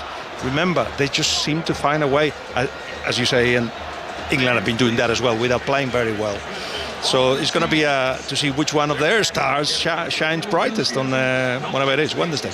Ian, just on the point Guillaume made just there, I mean, you and I worked together a lot in sort of the build-up games to the World Cup, and the narrative was always for Thomas Tuchel, okay, who's going to be picked in the squad, but how many camps and how many opportunities does he have to craft this team? And it feels similar to Argentina. You've got to go out there, and it's very simple. It's knockout football. It's get the job done and get it over the line, and that's what both Argentina and England have done tonight. Well, England are actually based here in Kansas City, and so during the week I actually popped down. I had a word with Dan Burn, and then I had a sit-down interview with Anthony Barry, the assistant manager, of course, and he'd actually done an interview with the written press back in November, where he actually said what Guillaume's been saying, that the team that wins the World Cup in America, because they'd studied the Club World Cup last year, you can't play that aesthetic football, will be a team that has moments. And England are that team at the moment. I mean, Thomas Tuchel admitted today that England got lucky against Norway. They haven't had that complete performance. I don't think actually that England are looking for a complete performance. They're looking to try and secure the moments to get them through to win the World Cup. That's what they've set out to do. That's what they've aimed for. And I just think that we now have got 2 great semi-finals to look forward to. The one in Dallas, France against Spain, which will be a repeat of that belting Nations League tie from last June, and then for the first time in 21 years, you've got England against Argentina, which will be equally mouth-watering. both of them here on 5 Live. You can watch England versus Argentina Wednesday on the iPlayer and BBC One. Thank you to our commentary team of Ian Dennis, Chris Sutton, Guillaume Balaguer alongside them in Kansas City, and to South American football expert Tim Vickery for all the insight this evening. Thank you for sticking with us. What an absolutely incredible evening of football early into your Sunday morning. The sport doesn't end here. Don't forget, later at Wimbledon we've got full commentary of the men's final between Yannick Sinner and Alexander Zverev here on BBC Radio 5 Live later from 2 o'clock. But once again, that game, England versus Argentina, Wednesday in Atlanta, it kicks off at 8 o'clock. Make a date in your diary. Enjoy your Sunday morning. Newscast is up next here on 5 Live.